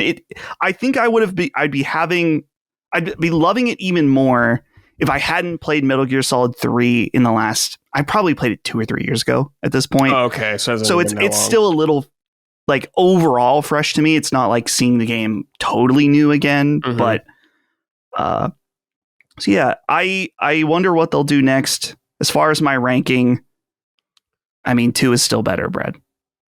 Oh, that's okay. I don't think so. You don't think so? It's better than 4 though. What, 2? No, 3 is better than 4. Oh yeah, I think it is. Yeah. For me, 1 is my favorite than 3. The 4 lovers, I just I don't get it. It's all right. I don't get it. Someday you'll see greatness. Someday you'll get it. I definitely want to play this, Dustin, because I haven't played through Metal Gear Solid 3 since Substance came out on PS2. So it's been a long ass time for me. But like you, when I saw the game come out in a subpar technical state, I was like, nah. But it's in a much better place now. I would say it's better. Okay. Probably as good as it's going to get. Yeah, it's weird because, I mean, you should be playing this game sneaking around, and that's when your frame rate will be good. But if you are caught and then you're shooting a lot, the frame rate, and dude, any kind of explosion, like, and there's the explosive barrels all over the place. Yeah, it's gonna be jumping around quite a bit, and it's fine. Like, I played Donkey Kong Bonanza, and that's got frame rate slowdowns, and that's fine. Mm-hmm. It was like to me, the breaking point was like, okay, most of this game runs at 45 FPS on PS5 Pro. It runs worse. Like, that's the point where I was like, come on, bro. You got to do a little better than that. Yeah, that sucks. You got to do a little better than that. I feel like the cutscenes still, there are certain points where they look a little, I don't know if it's jittery. It's like something's a little off with them. I don't know if it's a frame pacing issue. And it's not all the time. It's only some of the time. So, okay. Colin, you played through this. You guys did a spoiler cast on it, right? Yeah, I platinumed it. How was it? I loved it personally. I think it's a little corny because it's a remake of an old game, but it's like one of my favorite games of the year for sure. Yeah, I really liked it a lot. So, cool. MGS3 I came to later. I loved MGS1 at the time when it came out in 98. MGS2, 2001, loved it. Yep.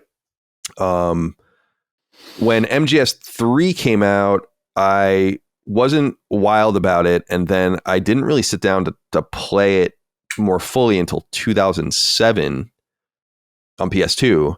And it's actually some of the things that Dustin was bringing up. There's just like there's a lot in the game. You know, like the camo and the fucking healing and it's like, all right, man. Like, I was annoyed by it. I remember just being annoyed by it. I'm like, this is not what I'm looking for in a Metal Gear game. And it wasn't until I went back and played, I guess, the PS3 port of it a couple of years ago, maybe 2 or 3 years ago for Knockback, maybe even longer than that. And I was like, oh, I actually do like this game. I think 2 is the better game of the 2. I do think that 3 has better villains. Overall, Fat Man's obviously my favorite, but like the villains are that's like kind of the bummer is 2 is, in my opinion, the best of that trilogy, but it has the weakest villain lineup by far. Yeah.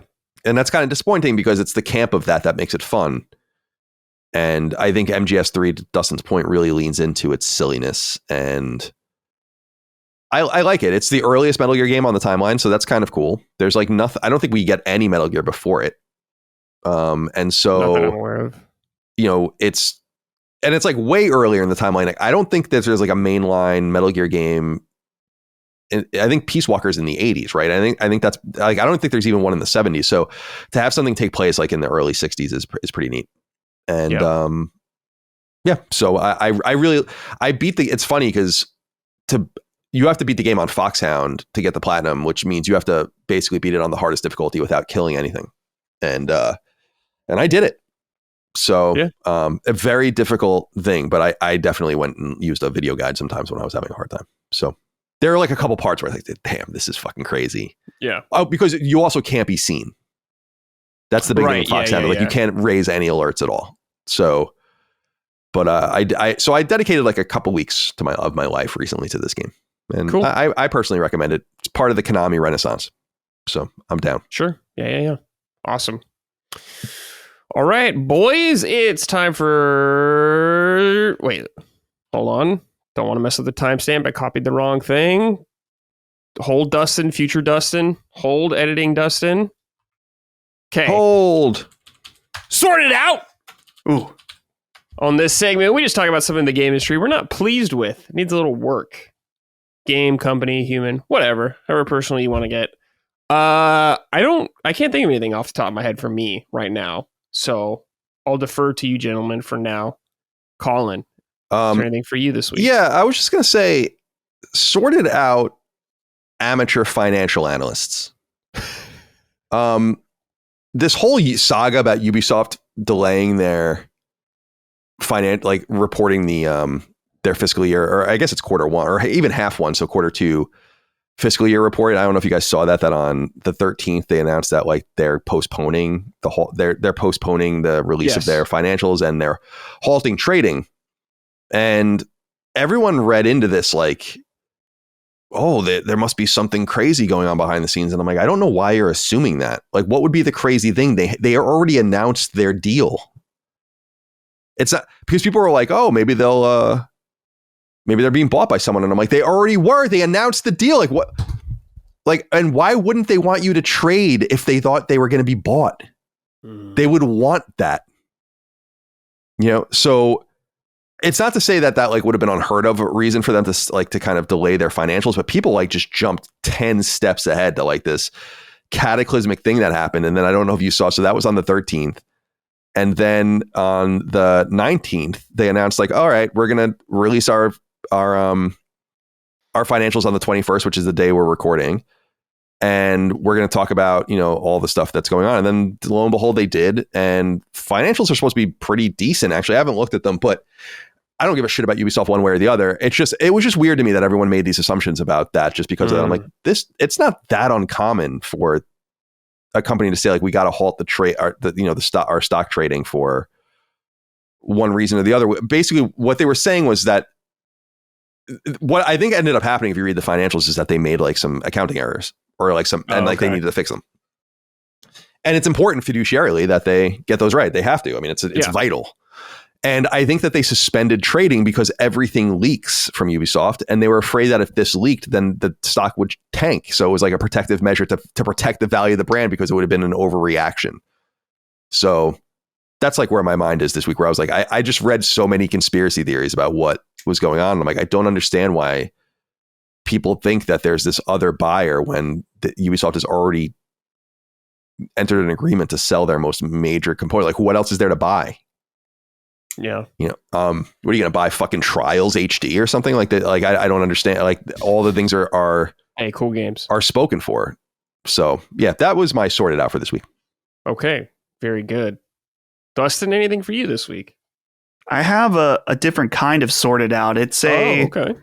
It's not a firm sort this out. Sure. It's you might want to sort this out. Yeah. Think about it. You can always be a little more friendly with it. It's a friendly sorted out, potentially, to Valve and the Steam machine, because the price that has been the topic of discussion this week around the Steam machine.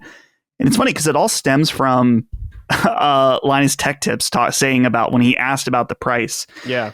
That they were aiming for a more they're aiming for a more PC price than a console price or something I don't remember exactly. But so from that, people are now wondering okay, how much is this thing gonna cost? And so my sorted out is listen, I think if you price it too high, if it's priced like a PC, then who is it for? Correct. Yeah. Who is it for? To me, the base model of this thing, which is what, 256 or 512? Yeah, I think gigs? it's 512. 512 gigs. That can be no more than $600 if this thing is actually going to, I don't even want to say make an impact, because we've talked about how this thing is way blown up amongst our circles online, right? But it would seem so stupid to make it way more than that. And I understand it is a PC. It's weird because people are well, it's not a console, it's a PC. It's well, kind of, it is a PC console. It's designed to go on your TV. It's designed to be used as a console. It has PC features. It is technically a PC at its heart, but I just am like, man, you gotta sort this out to actually make it competitive, just because if it's more than that, and it's like PC, it's for PC gamers then, or it's in the PC, it's competing with PCs, and it's just not powerful enough to compete in that market. Yeah, who's it for? Is it like it was around the power of a PS5 and a Series X? The reporting I've seen is from Digital Foundry, and those are the guys that I would trust to look at the specs. And they were kind of like, we don't know yet. Okay. But based on these specs, we would put it between a Series S and a PS5, leaning more towards PS5. Okay. Got you. Yeah, I feel like 700 for what it is might be a tough sell, because it's just going to appeal to PC gamers already. Like, I don't know how many console gamers you're going to get. I mean, you never know, especially I feel like Valve is probably going to only sell this through them unless they're getting more ambitious. Like, I don't know if you're going to see this on a Target shelf or something like that. You could, but I don't know, based how they operate in the past, doesn't seem like it. I don't know. Yeah. I mean, if it is targeted, if it is higher end, I could still see there are PC gamers that would be into it, because it's like, oh, well, I have my main rig. Yeah, it's like it's like a companion piece. It's a little companion cube for your for your TV. Yeah. But I just feel like there's so much potential in it. Oh yeah. In a long term, maybe not with this Steam machine initially, but with Microsoft eventually breaking into this hybrid space, and it's going to make people more aware of it. We'll see how well the experiment works, but I would just hope that it would be priced in a way that it's not stupid for a lot of people. Right. Do you think 700 is too much for the base model? It's too much for me and what I would want out of it, because I care too much about performance and how games run. And I guess if you're looking at it, if you're trying to look at it, it's like, well, I already have a PS5 that will run games potentially better than this thing. That's cheaper. Yeah. What's the point? Yeah, the only thing I guess is Steam. You have access to that. Yeah. That's about it. That's true. Or maybe if you want to do some PC stuff on it, I don't know. I'm not sure, but yeah. But then just get a PC. There is caveats. That's what it just feels like right now with it. A lot of caveats. Yeah. Colin, what do you think about the price if it's $700? I mean, I won't presume to know the technical ramifications of that price per what they're offering, but I just think that's too expensive. And I said this on the show and it was somewhat unpopular. I mean, I think people are overestimating this thing. And I think there are a few reasons for that. The price will mean everything. I mean, if it really truly is priced appropriately, or not even appropriately, but affordably, then that's great. And I think it will help move them. But there are a few things to keep in mind. And I brought some of this up already, but just to kind of reiterate is, I'm not entirely sure. So, and this is kind of what Dustin was saying, is like, I'm not sure what the use case is for this thing really, in that the console space, the people most interested in the Steam machine have already been captured by Steam. The idea of putting a console in the wild and subsidizing it is to capture a new person or to retain a person that you were otherwise going to lose. I find it hard to believe, based on the militancy around PC gaming, that like any PC gamers in a material way are ever going to go back to console, right? So there's no risk of losing them. They're where they're going to be, and Steam is the most stable place to be in, and Steam will exist. I'm not even being facetious. Like in 100 years, it'll probably still exist. And I don't think any of the console ecosystems will exist in anywhere close to the recognizable way that they are now, obviously. So without that capture of new audience members, you can't subsidize the machine, because you're just going to lose money. I mean, it doesn't. In other words, like you already have them. And this is, I think, the catch-22 with hardware. Like, you either have to be in or out. This is what Xbox is experiencing now. And what's ironic about this is Xbox is the one that has the most to lose with this, like by a mile, by a fucking mile. This is exactly what they're doing. And their machine is going to be way more expensive. So yeah. I assume, maybe not. I mean, maybe the rumors around the new Xbox's price is more reasonable and what we should expect for a Steam machine, or maybe a Steam Machine V2, because this will be a more powerful machine. Hardware is really expensive and really complex, and you need to leverage what you can around it to at least claw some of your money back. And I just think the use case here is missing. If it's more affordable, then it will start to potentially poach people off of console, and that's a win. But I guess what I'm saying is like, in some way, it's almost weird to expect a $400, $500, $600 console, just in that's the price you would pay if they felt like it didn't matter if they made money on it. But you would have to assume that it does. Otherwise, what is the point? It's a different thing. It's kind of like the Steam Deck. They're not subsidizing those because they're already Steam customers. You're not getting any new customers off of that. And so I do wonder. So I don't know if that makes sense, but I don't think anyone's really talking about that, or at least I'm not seeing anyone talk about that. It's like the whole console economy of scale is about making money later, but you're already making the money later. So why spend the money up front that you don't have to? It's a cool move.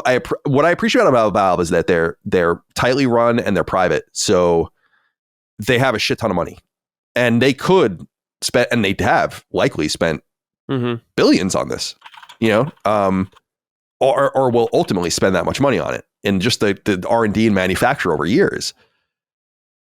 I just don't know that they had to.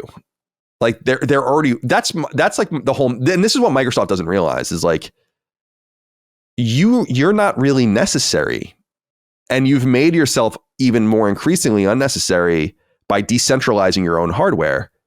Steam has always decentralized itself. Even when they did OEM Steam machines, they were OEM Steam machines. No one gave a shit about them. And Steam Deck seems like an incredibly relevant, really important thing, and yet didn't switch to outsell Steam Machine in like a month. Yeah. And Steam I know Deck. That they're priced differently, but it's just, these are, so if you're really talking about a $700-800 thing, it's like, you're going to get Steam customers. Because you said Steam Deck you didn't think it was subsidized? I don't think so. Why would they sell it otherwise? I don't even know, but. So I was trying to find official where Valve said it, but I did find because that tickled something within me. And I found Moore's Law is Dead said Valve already stated that Steam Deck is subsidized with the assumption they'll make money the money back on Steam sales. So the big question is, are they going to subsidize? Well, yeah, I mean, I guess it changes everything. I mean, I wouldn't have assumed that because I don't feel like this is the frustrating thing about a private company. It's like I would love to see their books. Just because it's like they're the only one in a position where they don't have to do anything. They literally don't have to do anything. And again, I appreciate that they do things. It's like making games. The rumors about Half-Life 3 or when they made Alex or whatever. It's just cool. And with Half-Life 3, you're going to make a nice amount of money, but you don't really have to do anything. It's almost like, why deploy any capital? If I were them, I'd be like, we're fine. Ambition. We can't. Yeah, there is that. But there's also and I say this all the time about digital goods trending towards monopolies. It's like, there's a company in Epic that is like turning over like everything they can, every piece of furniture, every stone, and like, it doesn't matter. Like, because all you have to do is be good and reliable. Right. And people will use it. Amazon. Good and reliable. So yeah, I appreciate the ambition and I appreciate deploying that capital. I just wonder, I just question it and I think a lot of it is just from a financial perspective of if they're willing to subsidize these things, that's cool. I just don't know why. And if anything, if they feel like they need to, and this is just kind of maybe a devil's advocate kind of thing, is are they feeling the crunch from console in some way? Because like otherwise, like why would you feel like you even needed to be there? Right. Like, are they I'm not saying they're losing anything. I'm saying like, are they seeing data where they're like, well, there's a lot more people on console than people think. And we actually should make a play for them. And they're very comfortable where they are. Because it's almost like a risk. They don't have to take risks. So yeah, that's my whole, like sure. A publisher has to take risks. They have to. But not when you're like the de facto marketplace PC. and you just make a shit ton of money off of it, and everyone just loves you and you can't do any wrong. So we'll see. But it hinges on the price, and it's a fascinating story. Yeah, I'm going to be really interested when we see the price. I think the rumors this is going to be like March is when this is coming out, or around that time. But I'll be curious because, from like a year and a half from then, we're going to get new consoles, PS6, Xbox, whatever. So I wonder if they'll be around the price of this thing or cheaper or whatever. It's going to be interesting. I think too, like, I just don't see the attractiveness of PC gaming. So I'm not the person to ask about this, like, because I think people conflate a lot, like what PC gaming is with what Steam is. They're two different things. I want PlayStation Network to be a lot more like Steam, but I don't want the experience of PlayStation to be like playing on a PC. And yeah, those are two differentiated things. So, sure. But no, there's no relevant player in that field other than Steam, I guess is what I'm saying. You have all these small storefronts that do fine, but DRM free, whatever. They're by far that's the cool. juggernaut, though. Yeah. I'm sorry. I said that they're by far the juggernaut, though. The right. player. They're a juggernaut in their space to an order of magnitude more than anyone, including Nintendo, is a juggernaut in their space. Mm-hmm. So that's why it's just like, yeah, it's interesting. But it could be one of those, like when you see a football team in Texas and like a high school football team beat another team like 70-0. It's like, you didn't have to do that. And that might be what they're trying to do. And I appreciate running up the score sometimes. So sure. Yeah. It is exciting for me, though, regardless, to see this happening. A little shake up in the space again.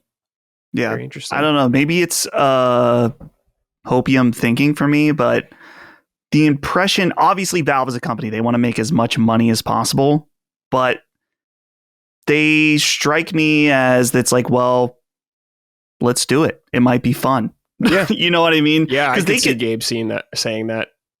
Yeah. Like they have so much money that they can take risks and be like, oh, the people that work here are passionate and want this kind of device. So why don't we make it? Mm-hmm. Yeah. Yeah, I'm fascinated to see how it plays out too. I really don't know that Sony specifically and Nintendo have anything to really worry about with this thing if it's not priced really aggressively. I do think Xbox has a lot to worry about. And that's why I just love Dustin, I think you posted like the crying Wojak behind the smiling face mask. Oh, the mask. In the Discord when Phil tweeted out his thing about like, oh, we're welcome all this. Like, dude, you better hope that this thing doesn't work. They're going to stomp you out, Yeah. They beat you to the punch. Yeah. And a brand that people trust way more and like way more. And by the way, on the new Xbox, people will just be using Steam anyway. Mm-hmm. So yeah, I don't know. Yeah. So they'll come for Sony eventually, but they'll eat someone else first. Yeah. Let's see here. Honest Abe Roden said, "What up, Summoners? Need to issue a sorted out to Dustin, who is supposed to be the LSM weeb and has never watched one of the greatest animes of all time, Samurai Champloo. Get your shit together, dude. It's only 26 episodes." Yep. I haven't seen it. Just like I always say that I haven't seen a lot of anime. Yep. Don't watch. Obviously, this is an old one, but fake fan. I guess I'm a fake fan. I do want to watch this, so I've heard it's very good. I've watched it. You watched it? Is it good? Yeah, it's really good. Very good. So maybe I'm the top weeb now again. Well, maybe the old school weeb. Maybe I got you beat there a little bit. The boomer weeb, yeah. The boomer weeb, yeah. You're the zoomer weeb. The only anime I'm watching right now is One Piece. Yeah. So, hell yeah, the best one. All right, retard D2 wrote in. We had him on the show recently too. He's been active. Oh, is he? Okay. Retard D2. Hey, Summers, congrats on 100 episodes. I have it sorted out for Jeff Keighley in the Game Awards. The Expedition 33 glaze has to stop. 3 actors from the same game being nominated for Performance of the Year is blasphemy. A lot of great performances were snubbed this year because of the glaze. How nobody from KCD2 or DS2 was nominated is beyond insane and needs to be investigated. They can't keep getting away with this. I was kind of surprised no one for Death Stranding was nominated. I just think it was a mistake to do that because they're probably going to cannibalize each other. There should just be a rule that it's just if there are multiple people nominated, then the person with the most votes out of those people get chosen, and then it goes to other games. I agree. It's just like enough already. I just can't wait for this awards to be over with Expedition 33 so we can be like, it's obviously going to win everything. It will. You know, like it's like the most anticlimactic thing in the world. Death Stranding 2, yeah, it would have been cool. I would have loved to have Tarman in there. Tarman. Fragile. I really liked in DS2 a lot. Yeah, I'm not being serious about the Tarman, by the way. There are a few people in and there are other games too that obviously aren't going to get any love. But yeah, the Expedition 33 stuff's like a little. I don't mind the game being nominated once for everything. That's fine. I just the 3 of them. It's like, come on, man. Come on, man. What do you think, Dustin? Do you think 3's too much for one game? I think that the jury votes independently and they're not collectively deciding to nominate. Though, yeah, it just doesn't work that way. Which, by the way, I'm looking at the voting jury for the Game Awards right now is up. I mean, it's pretty much the same every year, but it's just. I think it's like Metacritic. It's like don't take it too seriously. Right, like. I encourage people to go look at the jury. And I think while Jeff has tried to incorporate the new mainstream of games media, which is not even necessarily, I'm not saying us, but YouTubers and podcasters, probably. It's still very rude. I mean, yeah. I mean, I'll keep my comments to myself. I don't want to be on the. And people are like, oh, this is just you coping or whatever. It's like, I did vote for years for this stuff. It's not as fun as you think. And it's like literally filling out things in spreadsheets. I was on the nominating committee and I did vote also on the overall votes for years. And it's like getting games early. It's fun for a while. And then I'm like, I don't care. You know, it's like, I'm fine not doing this anymore. And it's the same thing here. So I agree. Like I would, if we got, this is a cool kids table, we would never be invited to this. But if they asked us, I would say no.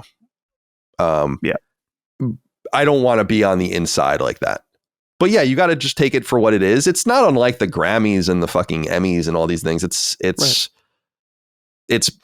a lot of those, it's like your peers also voting for you. So that's why I think you said this, Dustin, and I think you're right. Like that Erica Ishii is going to win. Like, and you were saying like you hope she does win. That would be so funny. I hope they're smart. I hope that the people that vote are smart enough to know that what they have to do, right? Like, like you know what you got to do, right? So it would be so funny. Just to make sure I'm correct in this, because I've heard Colin, both you and Brad say this. Oh yeah, Brad voted too, right? I did. Yeah. Easy Allies is a jury member. Yeah. Is it correct that we'll just use Easy Allies as an example, since you worked there? When you worked at Easy Allies as a collective needed to vote for one game of the year or you submit one for each category. I want to say I think that's correct, but I'm not exactly sure because I never submitted any of that. Basically what we did was just fill out the spreadsheet and Daniel Bloodworth would turn it in for us. I think it might be one per thing, but I'm not 100% sure on that. Was that how it was? It kind of funny? Did you guys each get a vote or did you collectively have to vote? I think it changed at some point because I think it ended up being like a collective vote, but I'm not entirely sure it was like that. And it might actually be the nomination process that's open, like where it'll accept everyone's nominations and then you do have to cast one vote. I think that's right. And again, even that's like ridiculous. And as I recall, I mean, it's honestly, it's a lot like voting at IGN for Game of the Year, where it was like, you're almost making deals where it's like, fine, this can win this, but this needs to win this then kind of thing. I just think it's all arbitrary. And I'm looking at the like the US press or whatever, the US media. It's like, we're definitely bigger than half of these things. And then there are some weird ones on there, like Variety and like, who gives a fuck what the Atlantic thinks about video games? Are you kidding? But there are some people that really know games on here too. And I think that we would probably ultimately all come up with the same shit anyway. So it's like I feel about Metacritic and scoring. It's a cool rubric. We'll focus on it for a little while. We'll talk about it, but I don't find it all that useful. You really got to go to the source and like get more information about these things and the reductive nature of this is the best game of the year. And this game gets an 8. And this game, it's like, what is this, man? Mm-hmm. We're like quantifying the unquantifiable. But I do appreciate, and I do mean this because I always make fun of, everything overseas is, they've really done a great job to incorporate like a huge international cadre of people, Japanese outlets and European outlets and Middle Eastern outlets and stuff. So that's cool because that wasn't like that. Right. I'm going to guess Jennifer English, who is Mael from Expedition 33, is going to win. I think that none of them are going to win. Really? I just think they're going to cancel each other out. You think it's going to be Erika Ishii that wins? I hope so. Dustin really, I don't want to copy Dustin though. That was really what he was saying, but I agree. The meltdown. Oh my God. It would be so funny. I think that would be so really awesome. funny. Just if it was just Mael or just one of the people from Expedition 33, I think they would easily win. But I just feel like you have to imagine that's going to split the vote. Maybe. Mael was the best character for sure. So maybe people will see it for what it is. But if one of them does win, I think that's really impressive. Yeah. They're all competing against each other. I hope Ben Starr wins. I wanted him to win last year for Clive. Oh, Clive is so good. People just aren't. God. Final Fantasy 16. Yeah.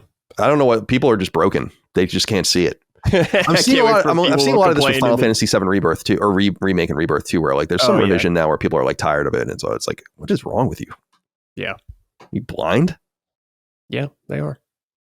Can't wait to see the threads on our Discord complaining about 16 and stuff like that. Do they complain a lot about 16? Oh yeah. Is it too good? Yes. Sorry guys, it was too good. Go play Fortnite. Seems a little more your speed. Damn. All right, boys. Time for Keep It Up. Oh. The exact opposite stuff we're pleased with in gaming. I'll go first because I got one right away. I want to give a keep it up to everyone at LSM who works here and the audience for being very supportive of me and helping me get to episode 100. Thank you, Dustin and Colin, particularly because Dustin made the deal happen. Colin pulled the trigger, and I would not be here without these two gentlemen right Dustin's here. the deal maker. He is the deal maker. General I'm very manager. thankful. He's like the general manager he won't understand this reference at all, but like it's like a football game, like where they show the GM and he's just like in one of the skyboxes looking down on the field, like ominously. Exactly like how he is there. Like, I'm like Gendo Akari. Yeah. What's his name? Gendo, yeah. Yeah. But also the audience, very kind to me when I started, very supportive. So they've been great. Thank you, everybody. Oh, that's very kind. You're doing a great job. Thank you. All right. You wouldn't be here if you weren't. That's true. I would be, not here. Colin, what about you? Anything you want to say keep it up to this week? I just thought I'd give a shout out to Sony to keep it up with some of these Black Friday deals. I feel like these are desperately needed right now, and I'm glad to see companies leaning into them in a pretty aggressive way. I mean, obviously everyone does a Black Friday something. I mean, it's if anything, it's good for you. You're just going to move volume and stuff, but you have to keep the cuts somewhat thin and make sure you're not hurting your margins, and you don't want to sell too much for too cheap, and you don't want to freeze the market either. We're obviously in this unique economic situation that hopefully we never experience again, but I think we're going to experience in perpetuity forever, which is that things are just going to get more and more expensive, even things that have come out and have been on the market, especially electronic components and all the things that you have to kind of vie for with different competitors on the global market to get access to the manufacturer of things. And so things are limited, and then you have to sell them and make your money back. And so anyway, that's a long way of saying, like, at this point in the PS4 generation, you could stumble over a $300 or $250 PS4. And I think Sony cutting $100, and obviously in your territory it'll be different, but there's sales all over the world.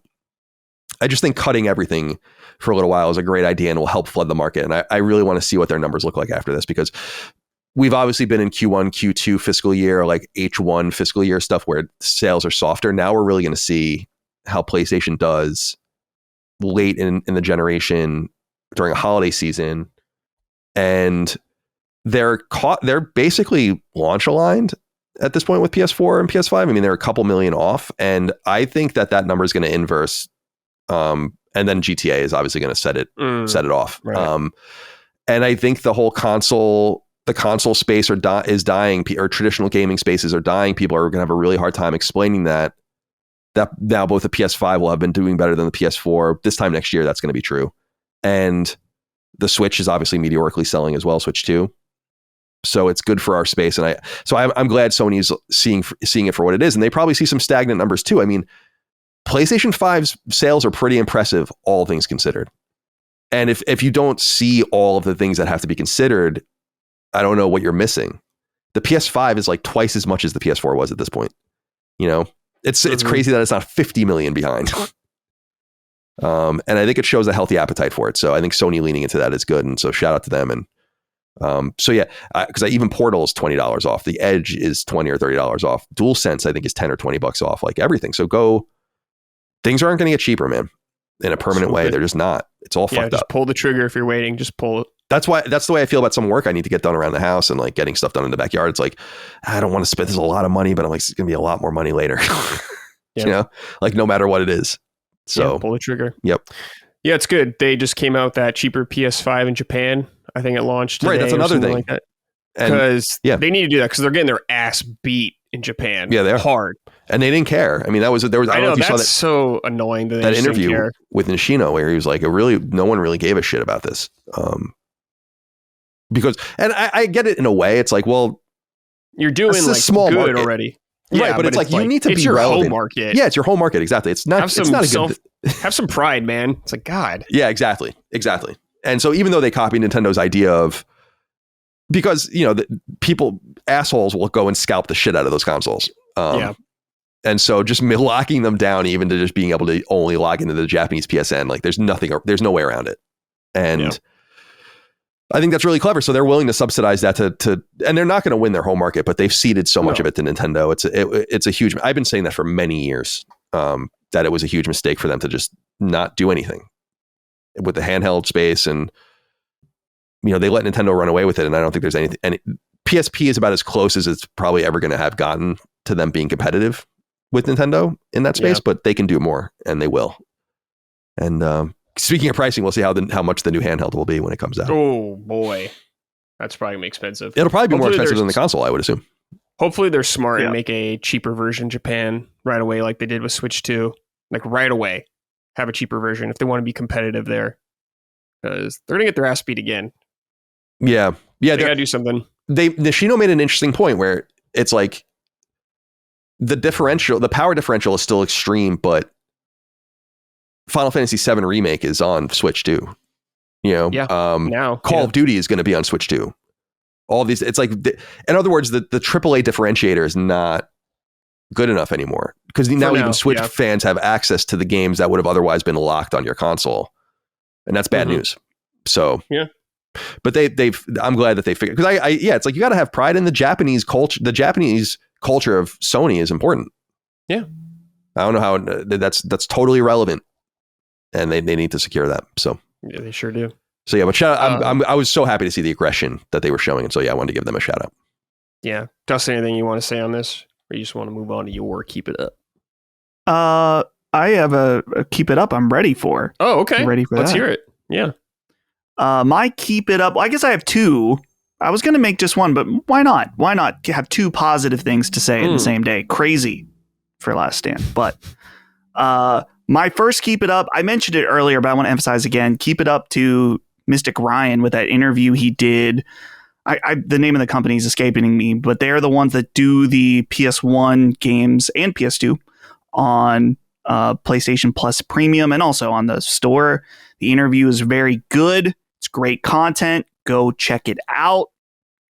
The other keep it up I have is for my local game store, Main Level Games, because they just had their 2-year anniversary. Nice. And Evan over there, we've had him on Sacred Symbols Plus, and I'd like to get him again for an update. He's in an entire new location now and is expanded greatly. Yeah, I'd like to be on that this time too, because I remember last time I wanted to talk to him with you as well, and I think there was a scheduling problem or something, because I'm very curious to talk to him. Yeah, we could do that. Easy. But what's been particularly cool is every time I go in there, almost every time I go in there, which I usually go like every other week, I end up stopping over there, is he's like, dude, every week someone comes in here and mentions that they heard the podcast. Oh, great. On the Last Stand podcast, and they come in, and there's people that are either, you know, from the immediate area, like, you know, within 45 minutes or something. He's like, there's also people that come in here from like Ohio and West Virginia, and people that come from all around that heard the podcast that come into the store. Cool. And so seeing you guys support him and support a small business with, it's run by a really great guy is very cool. It's very heartwarming when I go into the store and he tells me that. So keep it up to him. Keep it up to you guys for the support of the shop. It's been very cool to see. Yeah, you got me this 3DS from there, this Monster Hunter one. Yeah. Great condition. Came in the box. Very nice. Good shit. Nice. Yeah, when I was there for the 2-year birthday party, I stopped by. I got a long box copy of Rayman on PlayStation 1. Colin, let me know if you know this deep dive. Yeah, this game's been staring at me there for months, and I decided, fuck it, I'm buying it. Yeah. Swagman for PlayStation 1. Swagman? Swagman. I don't know anything about it. I think it's an Interplay game, maybe. This is an insane cover. I know, dude. That's why I was like, fuck it, I'm buying it. I'm buying Swagman. That was on Saturn, too. I don't know this game. Oh, no, it's not Interplay. It's Eidos. Yeah. Oh, it's Core. Yeah. So it's like, it's the Tomb Raider guys. Yeah. Like the original Tomb Raider. So, well, was it? No, DM. No, yeah, that's right. Core with I think the original Tomb Raider guys. I don't know this game. Neither did I. That's such fun. The fun part about collecting for PS1 is I've been looking at PS1 games at conventions for years now, and I will still find games that I've never seen or heard of. I'm like, who the fuck played this? This is interesting. I'm just reading the Wikipedia. So they came out in 97. And by the way, it doesn't even have a specific release date, which means it's really obscure. Yeah. 32X, and it was supposed to be on 32X and Atari Jaguar as well. Atari Jaguar CD, but ended up coming to PS1. And I don't remember. I have no recollection of this. The last time that happened, Cog brought up a game to me where I was like, what? It was like some Genesis game or whatever. I'm like, you just feel like based on, there was a limited amount of these games. You were in the stores. You were certainly in the video stores. I feel like nothing slipped by the goalie. And then every once in a while, something like this comes up. And now that's common. I haven't heard of anything. You could just make names up now and I'll be like, oh yeah, all right. That's probably exists. I mean, Swagman sounds made up. Yeah, it's real. Yeah, exactly. And the cover's insane. Yeah, that is an insane game. Florida Man wrote and said, I want to send a big keep it up to Brad and his Summers for making it to 100 episodes. Brad, you got Colin to play both Kingdom Hearts and Elden Ring. Is this your biggest career accomplishment? Have a great Thanksgiving. Yes, it is. That's extreme. Especially because Colin is forced to play Kingdom Hearts now. Clock's ticking. I'm going to play it this over the Christmas break. So, yeah. Since we talked about Elden Ring, let me read this from Bogey real quick. Hey guys, Colin, can we get some updated thoughts from you on Elden Ring? Now that you sort of understand the game systems a bit better, are you finding it more enjoyable this time around? I've always been of the mind that you were more than capable of enough to handle from soft games, but what you saw as utterly difficult was the game's way of letting you know to go level up and upgrade weapons somewhere else. I think their, and in my opinion, overly stated reputation for difficulty has newbies thinking they're supposed to beat their head against the wall, when in reality you're fighting and beating Godric without upgrading any weapons. Your first time around is something even more Souls veterans won't do. Yeah, I don't want to lie and say that I appreciated Demon Souls, because I definitely didn't when it came out. I played it and I'm like, this game fucking sucks. But then, that's the way I found. I've said that story a million times. Like, we didn't even review it, and then our bosses came up to us, because I was part of the lead of IGN PlayStation, and they're like, "What are you guys doing?" Mm-hmm. And we're like, "This game sucks," and like, you better get someone on this game immediately. Like, and we didn't. I think we ended up giving like a 9.5 or something like that. Yeah, but we like totally misjudged it. So I'm not going to be like, oh, I've always gotten it. And I certainly didn't care about Kingsfield and stuff. Like, I saw those games on the shelf when I was a kid, and I was like, I don't want to play this fucking nerd shit. I was saying I was like 12 years old. I probably wasn't saying that. But by the time Dark Souls came out, so people that have been with me for a long time, I remember I took a week off from IGN in 2000. When did Dark Souls come out? 11. So probably 2012, something like that, to just play Dark Souls. And I hated it. But I understood. I was like, I get it more. I understand. I just don't want to play this. And then Bloodborne got me a little more into the idea, and then Neo, though I had a really hard time with it, got me a little more into the idea. And I played Neo, I don't want to say fairly extensively, but I got a lot further into Neo than I ever thought I would.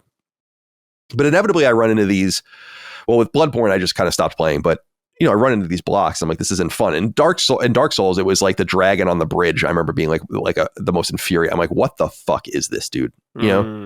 Like you just walk down a bridge and this dragon just comes and like destroys you. Yeah, Miyazaki classic. And I was like, this sucks. And my mind has evolved over time to understand, at least intellectually, like what you're supposed to do and like what the idea is. And I've always known that if I quote unquote played it right, I mean, I'm not retarded. I can like figure out how to do things. It was just a matter of like, do I want to play it right? And like, does the mystique of the game get lost if you're reading too much about it? It's what I was saying about Ball Pit earlier. Like there's no mystique there to lose, but to understand the game better. But if the game is really putting you, like Hell Is Us is supposed to be kind of like this. It's like, you don't want to ruin the game by reading and doing too much and understanding too much, but then you're not gleaning enough from the environment and like what you're supposed to do. So who even knows? I wish I didn't overwrite my save in the cloud. That was a mistake because it would have been cool to go back and just like kind of compare. I don't want to play that save, just to compare, and contrast like where the characters were. And like, maybe I was making this a lot harder for myself, but that wasn't by intention. So I guess what I'm saying ultimately is that like, I wasn't trying to annoy myself, and I bought the game when it came out and played it. Like I tried to. So I understand. So now that you guys have walked me through it a little bit better, and like, I've not played it without you guys at all. So, I understand it better, and I feel more confident, and I enjoy it. I mean, I want to like games. It's not like I want to like dislike this shit. So it's definitely opened my mind more and more. But I will also say that I feel like my experience with Bloodborne was probably the true egg crack moment where it's like, okay, I can do this, and I can actually do it fairly well.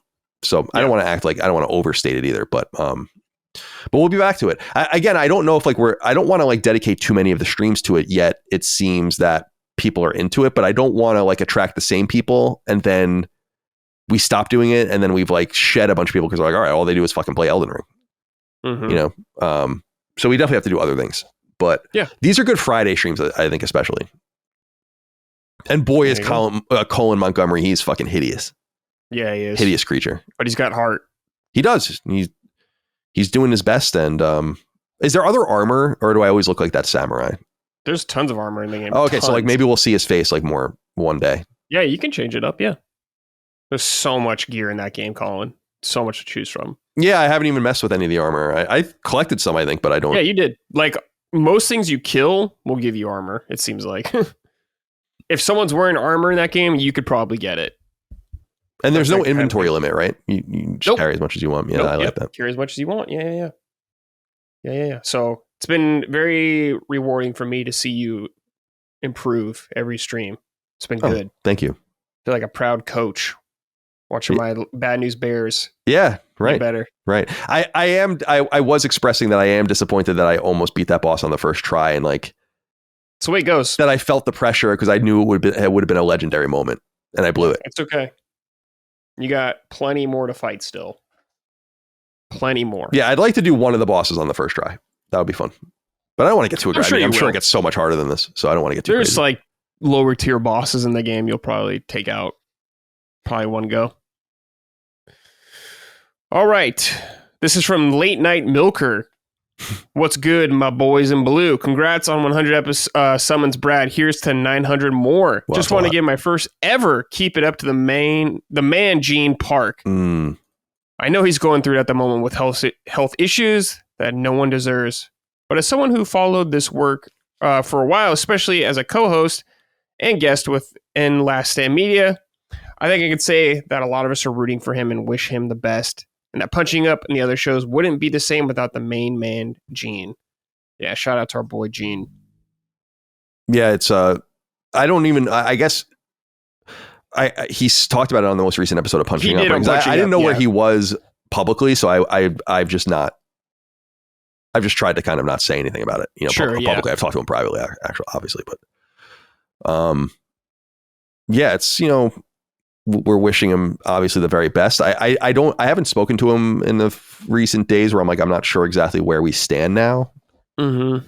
But we know it's caught early. The doctors are all over it. I mean, this all came from his normal, I guess, quarterly scans that he gets and stuff. And so they're on, they're prepared for something like this. And, so, he's going to, whatever he needs to do is fine. And I told him, I was like, I feel bad. Like he's in Washington by himself. And like, I told him like, you can kind of come stay with us if you want, if like you need a place to just be around people or just like a different change of scenery. I don't want you to be like going through all this by yourself. It's not really fair. Yeah. So we'll see.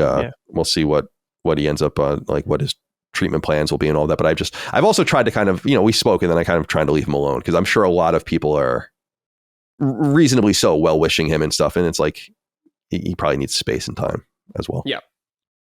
He played a lot of Dragon Quest. I know that. Oh, really? Oh, Dragon Quest 1 and 2. Yeah. Yeah. He beat 3 and just 1. I think he's playing 2 right now. Interesting. All right. This is from T-Dot's Finest 82.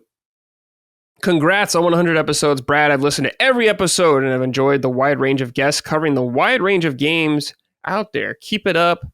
Though that's not what this keep it up is for. My keep it up goes to PC handheld gaming. I recently picked up the SteamOS version of the Legion Go S, and this little guy has been a godsend. I use it mainly for indie titles, but also for last gen games in my backlog that my PS5 runs the PS4 versions at 30 FPS. Games like Mad Max Mafia Definitive Edition and Mass Effect Andromeda runs great on this device, pretty much a locked 60 FPS with higher than console settings. I look forward to seeing whether Valve has cooking up for the Steam Deck 2, but in the meantime, I'll continue to enjoy the heck out of playing the Legion Go S on my lunch breaks. This is a space you're in, Dustin. You got a Steam Deck? Yeah, I do have a Steam Deck, and it's cool. I love that Valve it was smart. They introduced the idea, maybe not they popularized within the gaming community the idea of a PC gaming handheld. Yeah.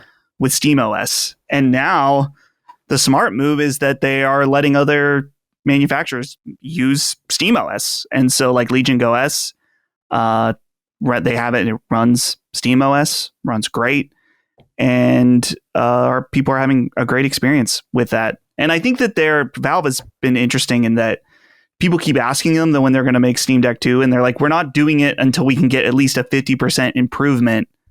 And I'm assuming they also mean at a relatively the same price. Right. Because obviously, like the Xbox Ally X is much more powerful than the Steam Deck, but you will pay for it Oh yeah. by quite a lot. So, the SteamOS and the Steam Deck are great devices that I wish I use mine probably once a week, maybe once every other week.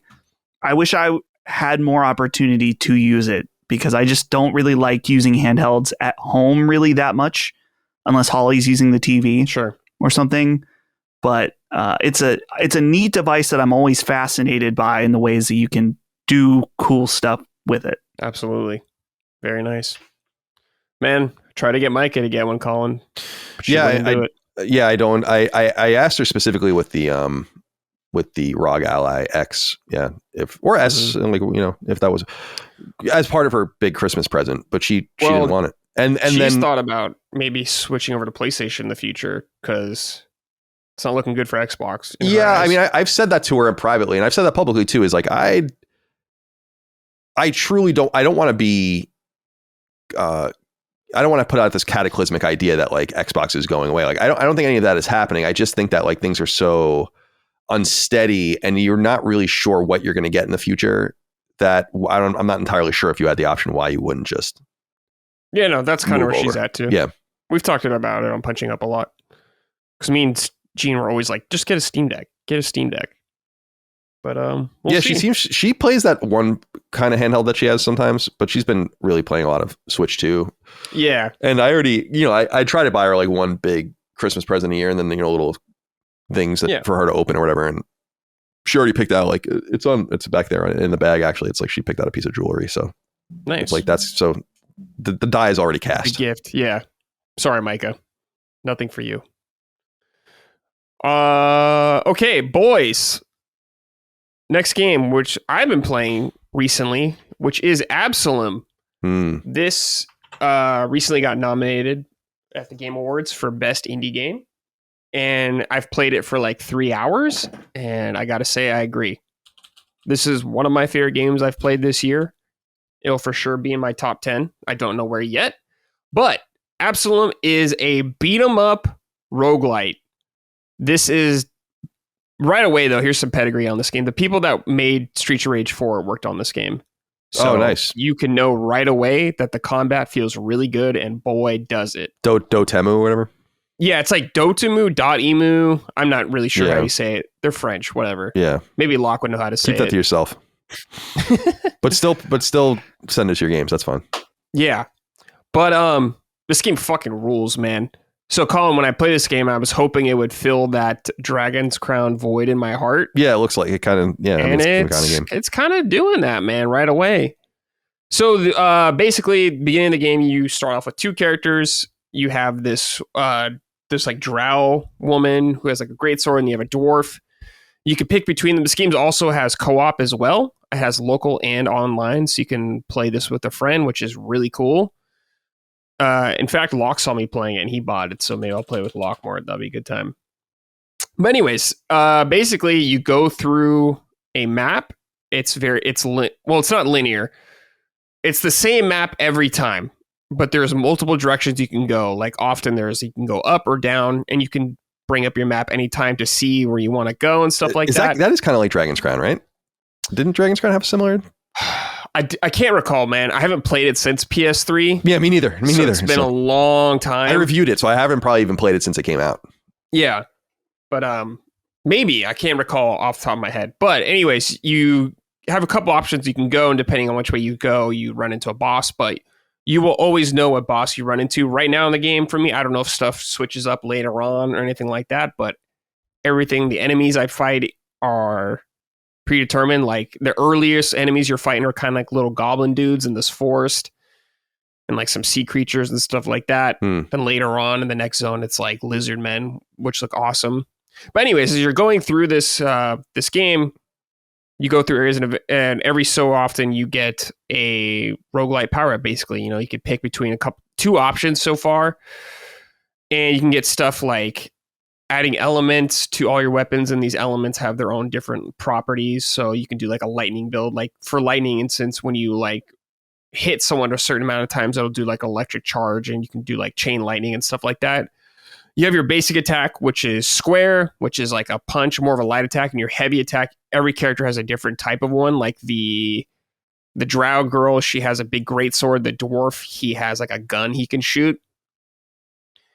And they have a special, like an R2, that all have like a different attack. Like her early attack is just like a big upward slice attack that does a ton of damage. And of course, since it's a roguelite, you can customize all this stuff. You can unlock new special attacks for that R2 slot by using a currency you earn throughout the game. You can get I just got an ultimate in the game also early or later on, so that's been really fun, really sick, devastating thing. But what's really good about it is, yes, it is a beat 'em up, so it feels great. Right, first of all, right away you can knock guys against the screen, and they do like take more damage and all that kind of stuff. Like if you like the combat in Streets of Rage 4, yeah, I do. I think you're gonna really like it here. It's very satisfying. Sounds really good. You can do grabs and all that kind of stuff, and depending on the character you play as, some of them have better grabs than others or different types.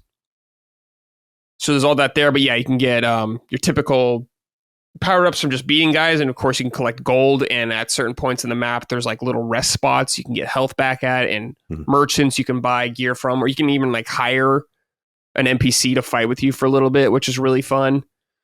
By playing the game, getting through the story, you can unlock more characters. I have 4 characters now, and I think that might be it. The third character you can get is this like more monk character, I would say she is. She has like a prosthetic arm, which is really cool, and you can like grapple to people.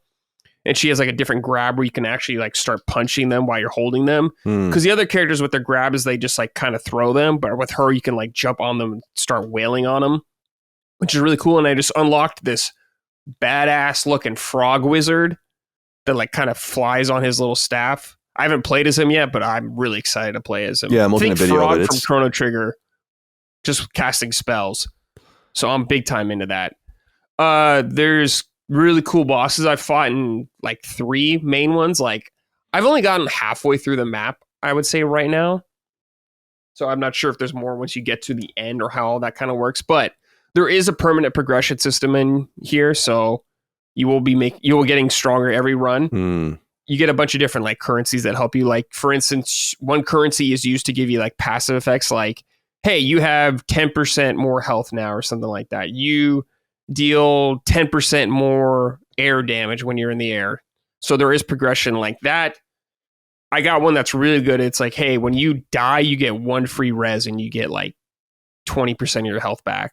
So it does help getting all that. So you always get stronger, some sort of progression. So you never feel like you waste a run, which is really cool. Other upgrades you can get are like I was saying, new special moves for your character that you can put on. You can only pick one, but you can unlock new ones and mess around with all that kind of stuff. And there is an upgrade that lets you increase the potency of like some of the power-ups you'll find in the world.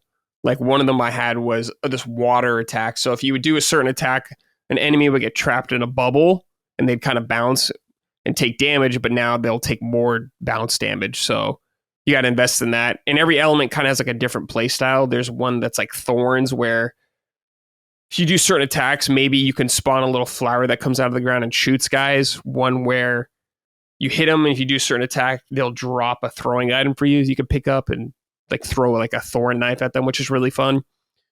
And yeah, it has that roguelite element of like focusing on a build, which is really satisfying. You may be playing different every run.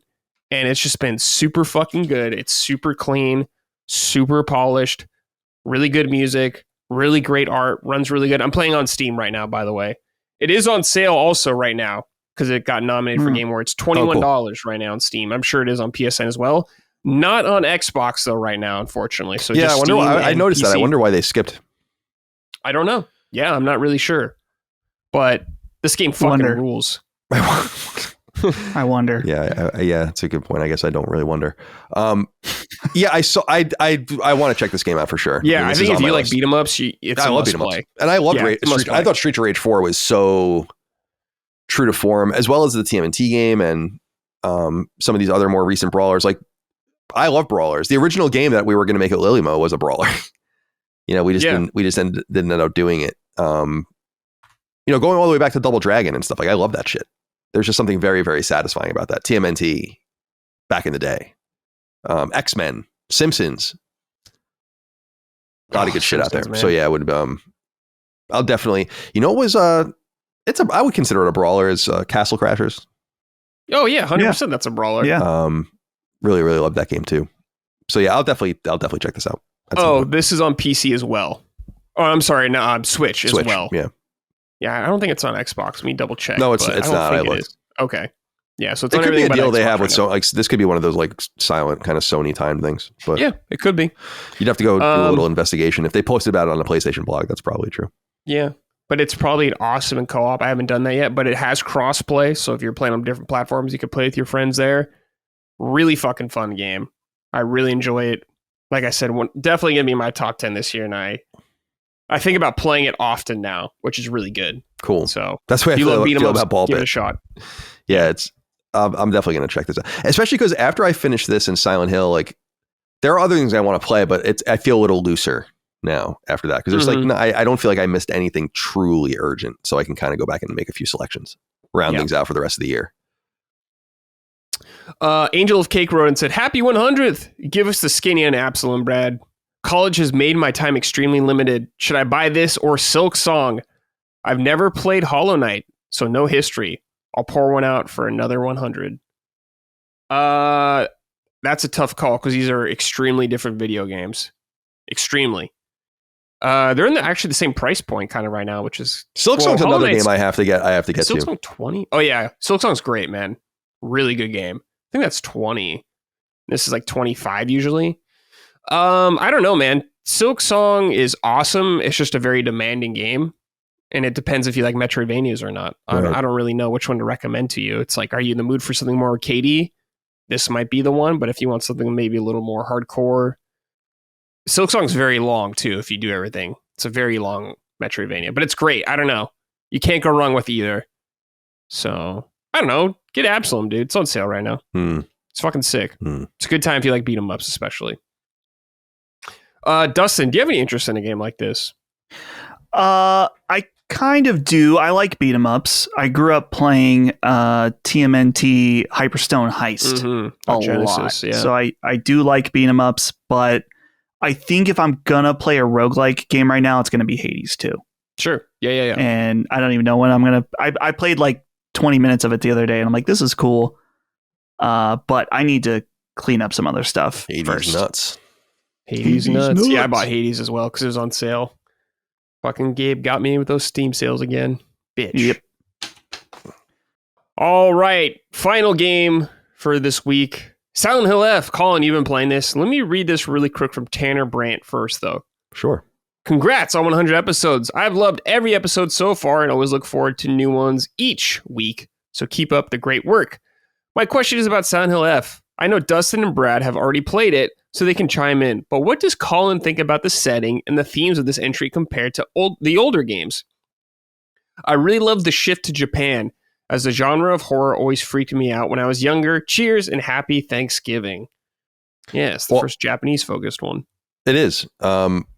I would only know that from reading about it, though, because I'm only familiar with the first game, the second game, and Book of Memories, which is a really random one to be familiar with.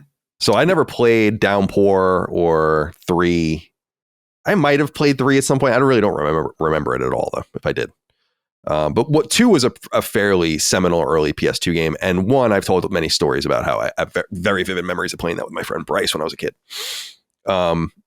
And so looking at it more holistically as a big Silent Hill fan, I am a big Silent Hill fan. I just haven't played all the games.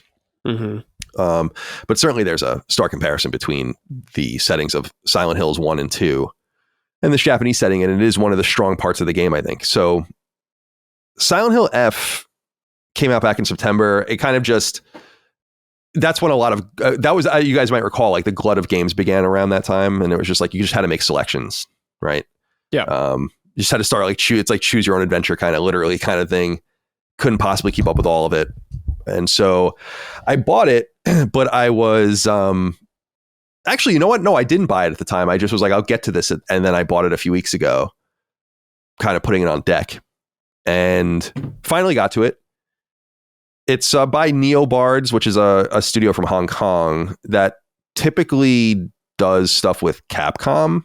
And I was doing some research. I'm like, I'm pretty sure this is their first original game. Like, they've never worked on a game on their own. They always do remasters. I was looking at some of the work they've done. So with Capcom, they did the Dead Rising digital or deluxe remaster, which was great. I platinumed that. That was awesome. Mega Man Battle Network Legacy Collection, which I played. It's good. They did RE Reverse and RE Resistance. Ooh. They worked on RE 2, 3, and 4, I want to say, in like a contract capacity. Yeah. They did the remaster of the first Onimusha back in 2018-19. They did the DMC collection. And then they also have done a fairly popular mobile game, Dynasty Warriors M, with Nexon and Koei, obviously. And they also worked on Avengers and Final Fantasy VII Remake and Rebirth.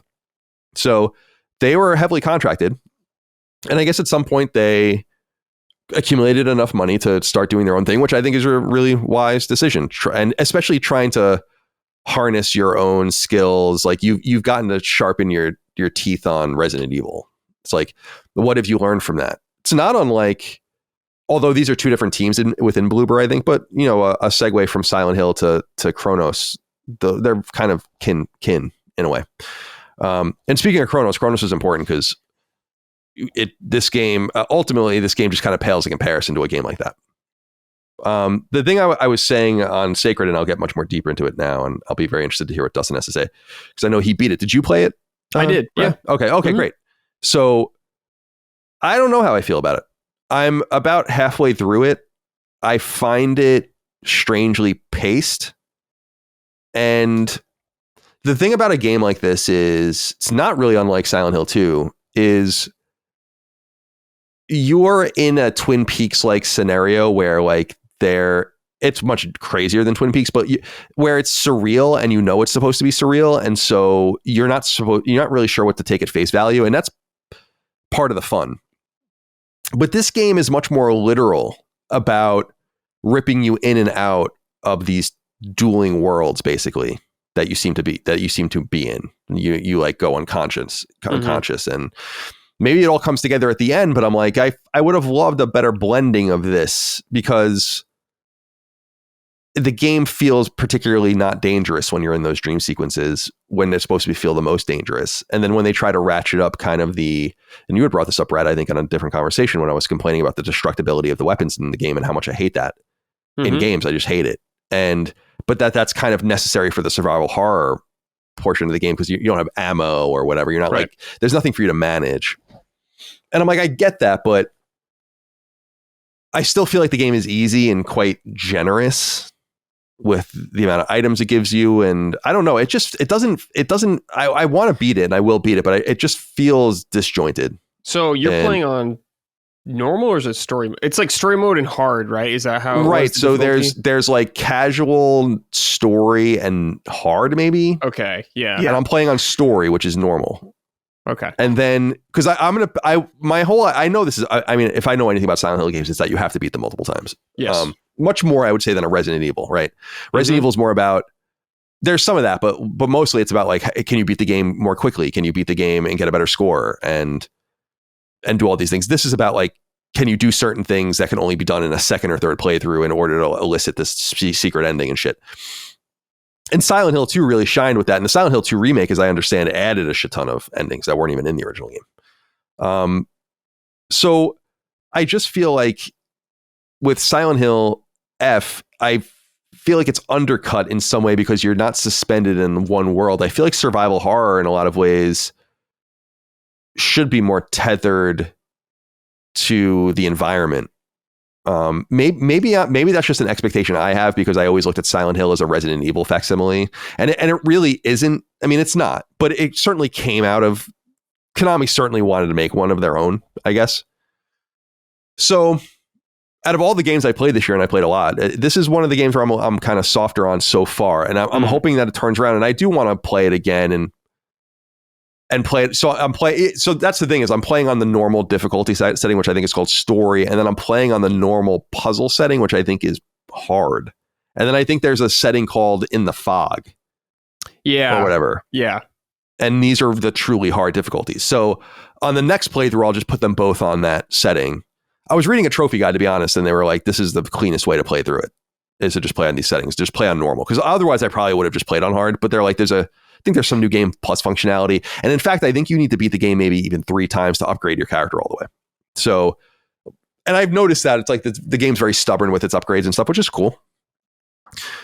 I want to focus on some of the things I do like about it, though, which, and this gets into the letter that Tanner had written in, which is the American vibe of Silent Hill, and the American vibe for the most part, though not always, certainly more recently, with Resident Evil, is there's something about American horror. Like I think everyone in the world kind of just loves it. I don't know what that's all about. But things can be scary somewhere else. And because we're so grounded mostly in these more American or Western settings, even when you get to like Resident Evil Village, it's in Europe, or Resident Evil 4, right? Resident Evil 5 is in Africa. Like, to me, I feel like this is a little more foreign, and and it's not only the Japanese setting, but the 1960s Japanese setting. And I'm not a fan of Japanese film, or like, so I really have no familiarity with this setting, and especially I think it's a fictional city, I think, or a town, Ebisugaoka. It's like a Ebisugaoka, and rural Japan is especially interesting to me in the post-war era, rebuilding, finding your way again. And you play as a young high schooler named Shimizu Hinako. And do they ever say her age? I guess she's like 16. I don't really know. And you learn that she comes from like a kind of complicated, dysfunctional situation. her dad is kind of this abusive but largely absent figure. She has like this doting, weak mother that gets abused by the dad. And you learn, and I don't know, have no resolution on this yet in the story, but you learn very early that she has a sister, an older sister that used to kind of watch over her. But in Japanese culture, I guess when you get married, you kind of, I heard this somewhere, someone was saying this recently on one of the shows maybe, or I read it somewhere, that like it was traditional, maybe not so much anymore, but like you would kind of disappear and go and, you know, create another family. And so she loses this like one piece of stability, and it's about her experience with all of that. And it's cool. It's written by, do you know anything about this Ryukishi 07 person? Yeah, he's mainly known for a series called, is it When They Cry? Brad, do you remember? I don't know. That's a Gene question. And I know that his writing style lended itself well to the fact that when you complete this game, Colin, on your following playthroughs, everything will be recontextualized. Okay, cool. Yeah, so I feel like I'm not fully prepared to, like, I looked, again, we were making fun of Metacritic scores, but I'm like, what did people think of this game? And I went and looked, and I'm like, it has comparable Metacritic scores to Silent Hill 2. Mm-hmm. And I'm like, clearly I'm missing something, because I'm not impressed. Like, I guess is what I'm saying. And maybe I will be, but I do like the more action-oriented slant melee weapons. Maybe that changes too, but I'm halfway through the game. I'm still just using melee weapons. Where are you in the game? Do you remember the last thing you did? But the last thing I remember, it's been, this is why I shouldn't have started playing ball pit, because this is why I probably should have beaten this game by now. I feel like I was in a school. Okay. And I was like walking around, like Shu and one of the chicks that like doesn't like me, I leave them in a room, and then I go and do shit, and then I come back and they let me rest. Yeah. And all that. So that's like the last big thing I remember. But gotcha. And there's the dream sequence after that, and I think I went through that entire dream sequence, and now I'm like back. So I think it says I'm about 50% through on PSN. Yeah. So I haven't seen it all. I don't know. Well, what I was saying was the Metacritic score. So I was like, well, I don't feel anywhere near this. Mm-hmm. So but I do agree that Silent Hill 2 is awesome. There's got to be some sort of sharing of fans and writers and whatever that are covering these things. And so I'm like, yeah, I also just beat the games I play. It's rare, though certainly not unheard of for me to like not beat a game that I'm playing. I have to really hate it, or like just like lose focus. That happened with Banishers, for instance, where I was like, I like this, but for some reason I just don't give a shit. And I'll probably replay it in like 2 years, and I'll be like, oh, this was awesome. I should have played it at the time, and then maybe they would have survived. So yeah, so I like the setting, I like the characters, I like the tension of it. I like exploring the area, the dirt roads and these wooden and basically paper houses, and it's cool.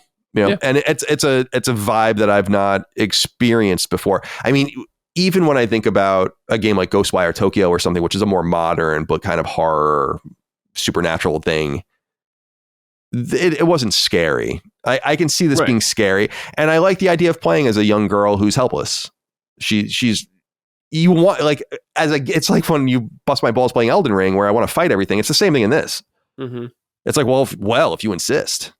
But then it's like, well, the game doesn't suggest that you should do this. And I think that's one of the things that seems broken about the game. And one of the things that I wanted to say is the combat's so easy to ignore that I'm wondering, like, if it's tuned properly. There's a part in the game early where you have to go around, and what do they call those? Emmas? Or emas or whatever, the wooden, the little, like, wood things. Yeah, there's like a bunch of them in this puzzle, and you're in this like area at a temple, and you have to go and like examine them and figure this puzzle out or whatever. And while you're doing it, an enemy appears that can't see you but can hear you, and you're clearly supposed to fight it, but I just avoided it. Mm-hmm. Like, you're clearly supposed to fight it because it confronts you and like it chases you around. But if you just run away from it enough and get far away from it, it's just like, well, it just loses sight of you. And as long as you're quiet and you go about your task and you never had to fight it. And I'm like, part of that's cool game design, I guess, but I'm not sure that was the intention, and no, I think what you did is fine. I don't think that's like breaking their design's intention. It's just you picked up on it probably more quickly than most people do. In and you're patient. So you're rewarded for it. You don't have to fight it. Yeah, I don't want to fight. I mean, I feel, especially, I feel vulnerable. It's like when you get the wrench in BioShock, it's like, that's like your melee weapon, and eventually you get everything else, but you're just cycling through melee weapons, which is cool. I do like that in the dream sequences, they get rid of destructibility of the weapons because it is like a supernatural thing. And so it encourages you to fight more. And there's even those sequences where you use the blue light to permanently eliminate the enemies. Yeah. Like you have to kill them in certain places. So there's quite a bit to like about it. And I do like that it's Japanese. Yeah. Like, why does everything have to be American or like Western? It's annoying. And, but on the other hand, the upgrade system I think is interesting too. I find it a little frustrating. It's confusing because you find all these like Japanese treats and different items like chocolates and whatever. And each of them does something special, but you also can just kind of use them to gain faith, which is like the in-game currency to upgrade your character. And I feel like I'm just always doing that because I feel like the game is, and this is maybe it's just playing on normal difficulties. Like I feel the game is just incredibly generous with everything. Oh, yeah. This doesn't seem hard. And dude, I'm like, normal shouldn't be like, normal shouldn't be, I'm sorry. I said, if you play on hard, it's pretty damn hard. Yeah. I mean, that's, I would prefer that, I think, just because I'm like, there's no tension here. Yeah. And I didn't think I was playing on like, I know it's called story mode, but it's the normal mode. You know, it's the one it starts you on. Hard is kind of overtuned, I think, a little bit. Yeah. Hard feels like more like a New Game Plus kind of thing. Yeah. I was going to say, I think this game, one of the biggest issues with it is that the difficulty tuning fucking sucks. Because I played through 2/3 of the game on hard, and it was fucking hard, like super hard, to the point where I was like, it doesn't make any sense that you have hard and then you have story. Yeah, I'm sorry. I was just gonna say, I switched to story mode and it's too easy. Like way too easy. So I feel like the intended design is to play it on story, upgrade, and then play on hard, as you were saying earlier, but it just makes that first playthrough. I totally understand the confusion about it. We were just confused in different ways because we went about it in different ways. Yeah, right. I'm not the most skilled person in the world in games. Like I'm used to dying and stuff like that. I'm like, I never feel in danger at all. Like you don't take that much damage. I feel like it's also obvious that you should upgrade your stamina. Mm-hmm. There's like almost no reason to upgrade anything but your stamina in the beginning because you really need it. And I do like the stamina gauge, and it leans a little bit into its actiony gameplay in a way that survival horror usually doesn't. It's not to say that survival horror cares too much about breaking the mold and being weird. It's just that it's not often about like dodging at the right time, you know, or right. It's almost, there's like a little bit of Japanese action here, which is cool. My vibe right now, and again, this doesn't jive with what has been said about the game more generally, is like, I think these guys are a little over their skis. Like it just doesn't seem like this is working, but I want to see it through to the end. I think I owe it that. And I think it could very well change. And I admit fully that the general consensus around this game suggests that there's just more to the story. Yeah. Both literally and figuratively. I would say that the story and the world are the thing that really make this game for me. The combat is, man, if it was tuned right, I think it would be decent. But the problem is it's just either too hard or it's too easy. And it's funny because some of the feedback that I got when I played it was like, well, it's a Silent Hill game. This is just how it is. I'm like, but you put like almost like a light From Software dodging iframes combat system in it. So you need to do something slightly different with how you do the difficulty. So, but Colin, have you seen any of the, it's died down at this point, but the conversation around the game and how it's how a lot of American audiences were like, oh, this is a feminist game. I didn't see any of that, but I also don't get the vibe that it's feminist yet. Maybe it does become that. No, because you'd have to be retarded to think that. It seems to be about, I don't know. It seems to be pretty harrowing. I mean, Silent Hill, I don't want to say much about Silent Hill 2, but Silent Hill 2 is fucked. Mm-hmm. Oh yeah. You know, and it seems like that's the thing about Silent Hill. See, that's the differentiation and why, like, even though one was a reaction to the other, they're not they're similar to Resident Evil. So Resident Evil is about a corporation and just a bunch of weird psychological fucking, it's like it's just this weird shit, zombie shit. This is like, in a way, a lot more harrowing. So I want it to be good, but no, I didn't see any of the quote unquote discourse concerning the femininity of this. But I like playing as the character. I think it's different. I feel powerless. There's a thing to playing as Leon or something. Yeah. Or even Sutherland in Silent Hill 2. It's like he's just, he's more capable, can handle himself, can shoot a gun, do all that kind of stuff. So I think it's neat. Yeah. So that's certainly not what I don't like about it. Yeah. Very cool. Interested to hear what you think about when you finish it. Yeah, I'll get through it in the next week, probably. Something like that. I got to put it on I want to get through it. I got to move on. Yeah. All right, boys, let's end the show with some write-ins from the audience. Colin wrote in. The other Colin. Hey, Summoners, this one is for Dustin, but I'm happy to hear everyone's opinion. Dustin, I am planning to make the jump to get my first OLED 4K 240 hertz monitor for gaming. With PS6 on the horizon, do you think we will have a Display 2.1 port to support such high speed or high specs?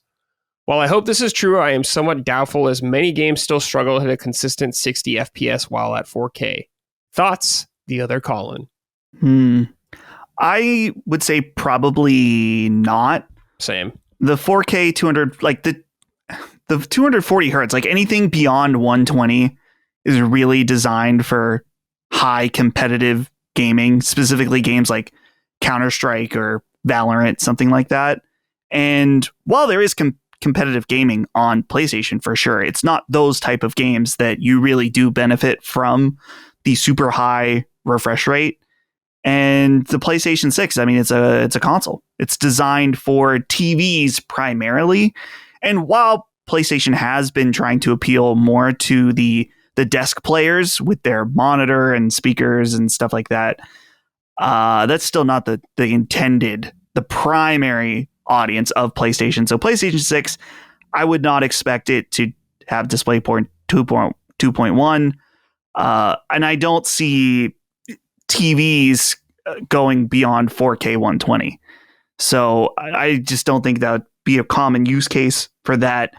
To get use out of your new 4K 240 hertz monitor, you're going to have to check some games out on PC. And even then, you're going to need a really nice equipment, and it's only going to be for certain games. Because like, I have a 4090 with a 4K 240 hertz monitor. The only time that I've maxed that out is playing Overwatch for my punishment earlier this year. Even when I'm playing Arc Raiders, I don't hit. I have the settings up pretty high, but it's like 120, a little above that. So, but you can tune it however you want. So, but yeah, no 240 hertz on PlayStation 6. I don't think so. Yeah. Dude, to start getting more next gen rumors next year, it's gonna be exciting. Always fun speculating. Here it comes. Be good for business. Yeah, definitely. All right, this is from the Diddler. Happy 100. My favorite moments from the show are always Gene. He always brings insight, rants, gooner talk, and that one time he made Brad and I believe Dust laugh so hard because he called Aerith a bitch or something. Yeah, that sounds what like was Gene. that? I remember he said some guy he hated died, and we thought it was really funny. Oh, yeah, he definitely called Aerith a bitch or something. I forgot what it was from. Anyways, my question. What's the best 100-hour game you've ever played? If someone is going to say no game is 100 hours or some BS, then what is the best game you've spent around 100 plus hours playing on a single save file? So playing games like Mass Effect with male and female shepherds doesn't count since they are not a single save file. If a game adds DLC later and the DLC is added on to a single save file, it counts. If it's multiplayer games like Destiny or something, it counts. It still have the save file. Keep on diddling, and here's to 100 more. No, don't diddle out there. Probably not. Unless it's consensual diddling. Consensual with adults. Yeah. All right. 100 hours. I was going to say, I'm not going to say it. Yeah, go ahead. Yeah. Dude, I think of like Persona 5 is one of my favorites. Love that game. Mm-hmm. Definitely 100 hours. Is Dragon Quest 11 100 hours? I don't know if it took me 130 hours. It took me 130 to platinum it. Did it? Okay, well, you platinumed it. That's but there's more. I would say it's like a 100-hour game, even without that. But maybe people, go to whatever that website is and see. How long to beat? Yeah, let's check. That can't be right. Main story, main plus sides, 89.5. Completion is 129. Yeah, that's right in the pocket. I'm usually a little slower. I was very strict about recording the time in that game, so yeah, it's that it was like 130. I remember going into the last dungeon at like 10 at night or something, and then I was up to like 6 in the morning. Yeah, oh boy, it was ridiculous. It was fucking ridiculous. Yeah. Go ahead. I'm sorry. No. I already said my Persona 5 is one of the tops for me. Recently, probably something like, I think I played Tales of Arise for more than 100 hours, and I platinumed that. I think I played Metaphor for more than 100 hours as well. Could be wrong about that. It's probably somewhere around that, and that was an awesome game. Historically, something probably like Final Fantasy VI, although I like Final Fantasy III on SNES as we knew it. Doing everything in that game would probably take about 100 hours. Maybe not on the pixel remasters because you can like move quick and manipulate the game. But like think about it. If you did obviously all of the World of Balance, all of the World of Ruin, you farmed all of Shadow's dreams, you rescue Shadow, you do all of the side quests and collect your party in the World of Ruin. You get Umaro, you get Gogo. And then you get all of Gao's skills. You get all of Strago's blue magic. That's probably pretty close to 100 hours, I would assume. I don't know, though. Yeah, maybe. What does it say about that? I'm trying to find it. I can only find the Pixel Remaster one, and I'm not going to count that because it says completion is 55.5 hours. So, yeah. That's probably right. Like you said, you can speed that up and all that kind of stuff. Oh yeah, you can move mega quick in it. Yeah, I don't know. So something like that. Because I don't know that I played many games on a single save for 100 hours until Dragon Warrior 7 obviously was one. There was probably a few other role-playing games, but that level of length is more modern. And certainly on PC, I think it was more. Yeah. It was there more than it was on console. Yeah. What about you, Dustin? I don't know if it might not have been a full 100 hours, but my first Elden Ring character probably was about 100, maybe a little less though, but I think it fulfills the spirit. Yeah. And it's funny now because like I mean, I could do a new save and spend 100 hours in Elden Ring, but now that it's like I know how to do it, you can do it way faster. Yeah. You mentioned Persona 5, but also Persona 4 is an awesome, really long 100-hour game. It can be. The other one I thought of, but again, I don't know if it was a full 100 hours, but I wish I would have spent a full 100 hours is Red Dead Redemption 2. Towards the end, I started to really slow down or go quickly with it because I was worried about people spoiling it, which I'm glad because hearing the spoilers about that game, which are pretty common out there now, but I'm not going to say them either way, are really impactful to the story. So I'm glad I didn't get it spoiled for me. I think it was the right move, but I feel like I missed out on a lot in Red Dead Redemption 2 because I didn't take my time. And so it's like, it's one of those dream games that I'm like, man, I want to play it again so bad. One day. Same. I only went through it once. All right. Jarrett J. wrote and said, hello, Summon Sign crew. Congratulations on making it to 100 or episode 100. Let's use this momentous occasion to put some new LSM lore in the books. My question is in two parts.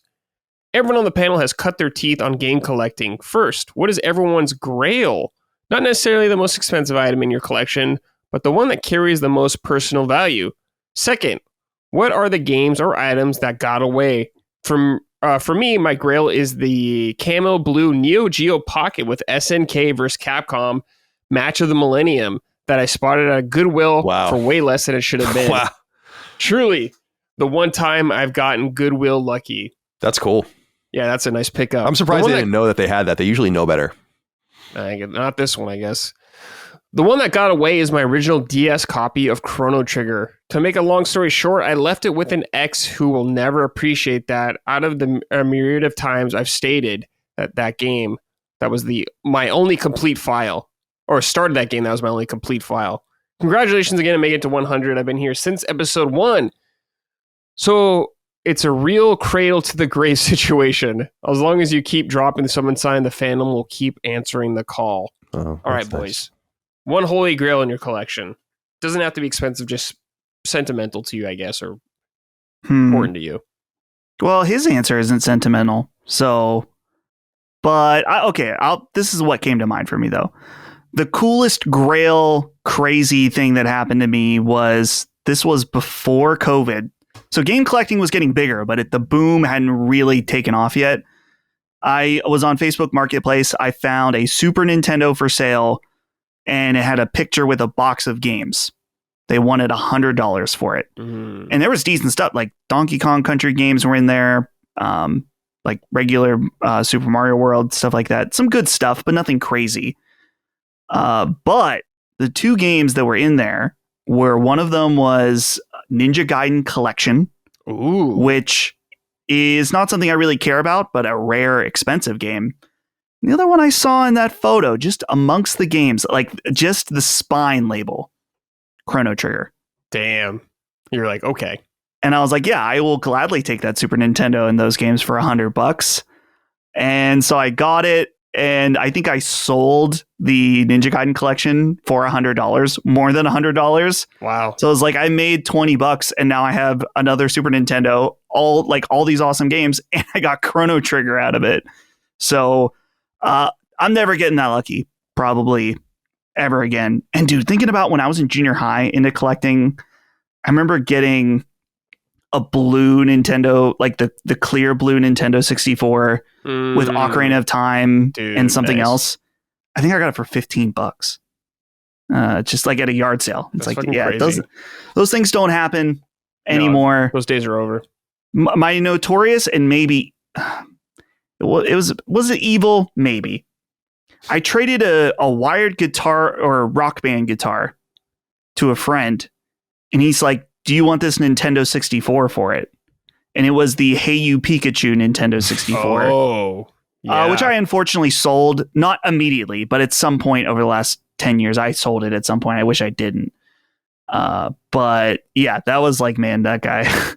I don't think I knew how rare. I mean, at the time, probably no one cared about it because it was like 2010, 2009. So it was probably a little more expensive, but no one cared back then. So, but like I have some nostalgic things. Like I have my original Tomba 2 guide still, which is pretty cool to have. I don't know if I have my original Pokemon Yellow, but so one that got away. I don't know if I have any like example. Okay, here's one.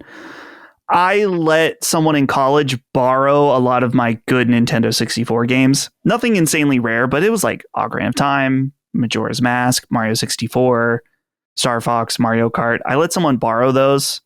They never gave them back. Damn. And I eventually asked them about it maybe like 4 or 5 years later. It was someone that I'm not close to, but I didn't feel weird reaching out. And they were like, I have no idea what you're talking about. What a piece of shit. You piece of shit. That sucks. What a piece of shit. And I know this person and their significant other have them. I just know it. Fuck you. So let's go take them back. Yeah, cough we them can up. take it back. Take it back by force. But it is what it is. It'd be what it be. What it is. This kid John borrowed my my Nintendo 64 expansion pack in senior year of high school and never gave it back, and I had to go buy another one. Damn, what really an annoying. asshole. Like I didn't care for like a year or two, and then I needed it, Yeah. and I was like, fuck. Damn. Asshole. All right, Colin, what is your most prized possession in your collection, I guess? I don't know. I mean, I never collected with an eye towards money. No, I have an enormous number of physical video games, though, and they're all at Dagan's. And frankly, I mean, I don't know what I'm even going to do with them. You know, like, what ended up happening was my family has like a beach house in New Jersey. It got fucked up during the hurricane in 2011, and a lot of shit got fucked up, but my games somehow survived in the attic and like all these boxes, and Dagan took them. And then I think slowly like things started funneling out that like I left at my mom's and I left at my dad's or whatever. So everything kind of just ended up with Dagan because I was living in apartments and I didn't have any room for this stuff. So what I will say is that like the things that are most valuable to me and what mean the most to me are that these are literally my games from when I was a kid. Yeah. You know, like the copy of Mega Man 3 I got for Christmas in 1990, or the copy of Mega Man 2 that we ended up buying from or getting from the video store that we rented over and over and over again. Like these are the copies. And so they mean more to, those are not necessarily valuable games, but they mean more to me than some of the things that I have are more valuable. And I tell this to Dustin all the time when collecting comes up, especially with the things he collects on PS1 and other places. It's like, dude, you would shit if you saw the games I have, because I happen to be the guy who would buy those games like that I wanted to play. I have so many Japanese role-playing games and just like random things on SNES, on PS1, PS2. I have a really robust GameCube collection. I have a shit ton of Dreamcast games.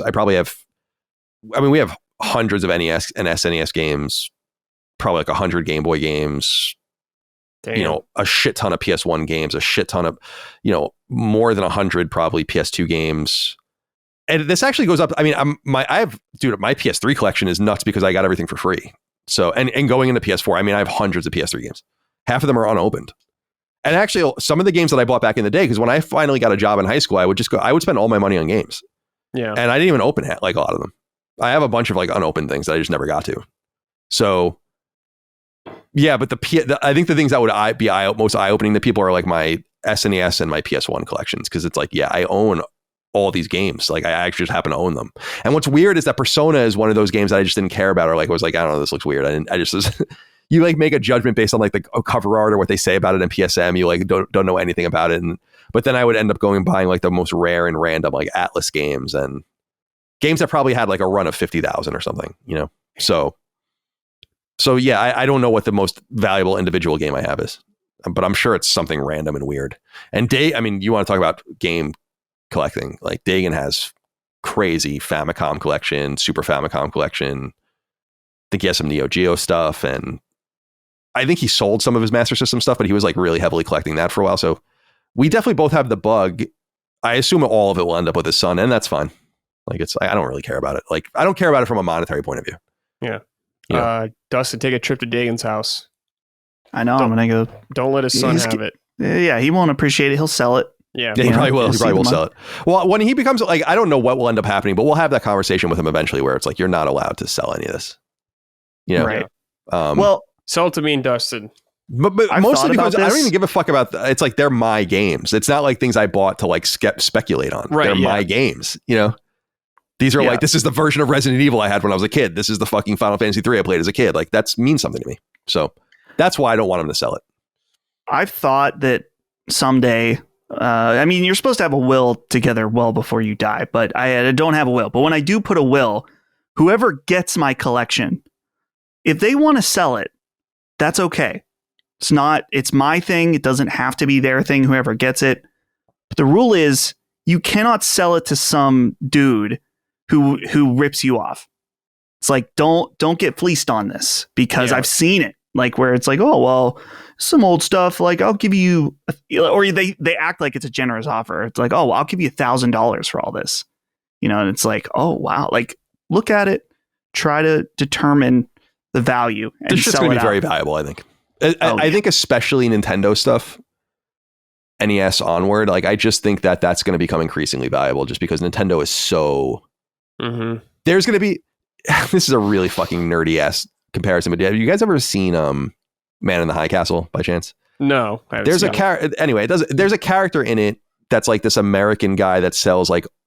The Japanese have taken over half the country, and he like owns a store and sells like Americana to these Japanese people. Like the old stuff from the Wild West and shit. And it's like just valuable because it's interesting and old. And like, I just think of people like selling, like having a Nintendo store in 100 years. And Nintendo's going to be this iconic IP, and like anything you can get your hands on from that era is going to be so valuable that it almost won't matter what it is. And so I just think like, if you own that kind of shit, there's no reason for you to ever sell it, in my opinion, unless you need the money or something, which is fine. Right. Because I just remember what the shit cost when I was a kid. And I've told the stories over and over again about the things I saw where I was like, dude, if we only knew, like, I can't even begin to fucking tell you the things I saw when I was a kid. That they couldn't give this shit away. Like, they couldn't get rid of the top loading NESs. They like could not get rid of the Jaguars. They were there for years. I know. You know, like all, and I think of Funko Land too, you know, like just like would have cleaned that place out. I'm sorry, I interrupted you.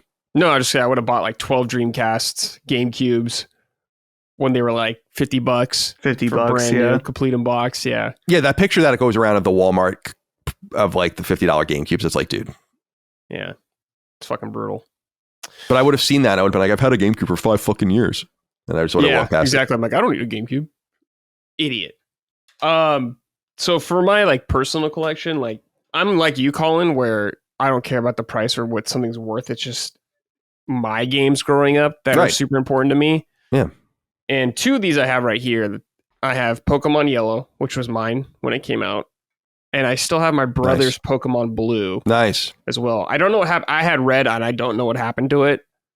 But by far the most important game thing I still have in my collection to me is my original copy of Zelda. Dude. The original one. And this thing is like beat the fuck up. Hell yeah, dude. Is the battery alive? Yeah. Oh, actually, I don't know. I haven't played it in a long time.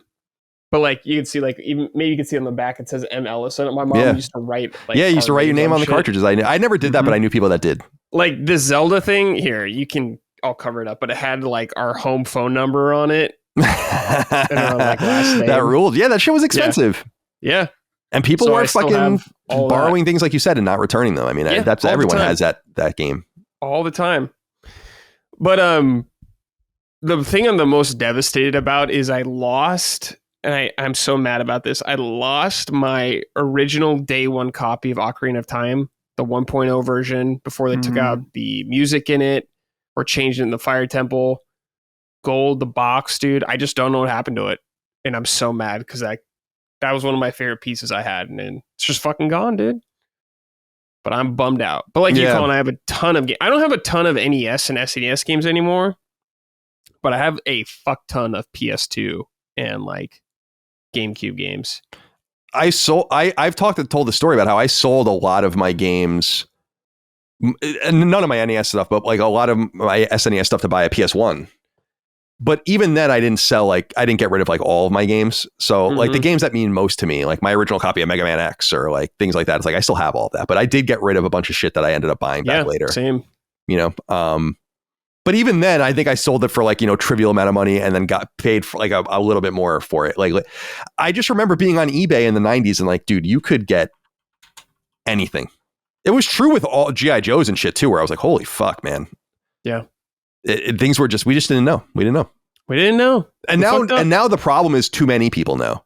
This is what undercut the Star Wars market, like the toy market, is like those like the episode 1 toys and the re-released 90s Star Wars toys. Like that was the first time where people were like, oh, I should buy 2 of these and put it away. And then everyone did that. And now like they're worthless. They're like completely worthless.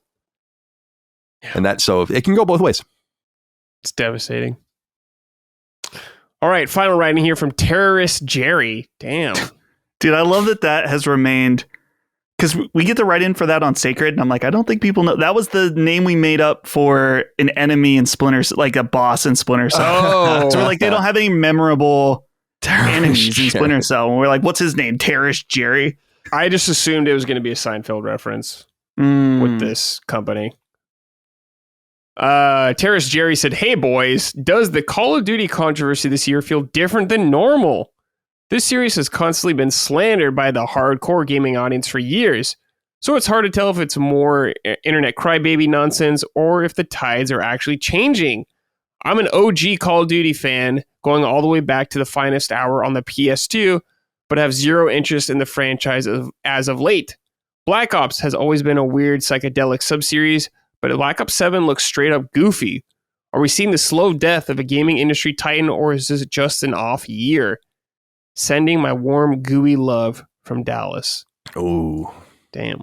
Oh, yeah. All right. Well, Dustin, you played some Call of Duty. Some of this game, Black Ops 7. What do you think? This is a question I've been asking myself, even as about playing it, specifically about, is it different than normal? we were just talking on Sacred Symbols about how you can't just look at the Steam numbers to determine how the game's doing, because of course it's on Game Pass, it's on Battle.net, right. And console is huge for Call of Duty. But it is undeniable that the drop off on Steam is significant compared to last for this year. game. Yeah.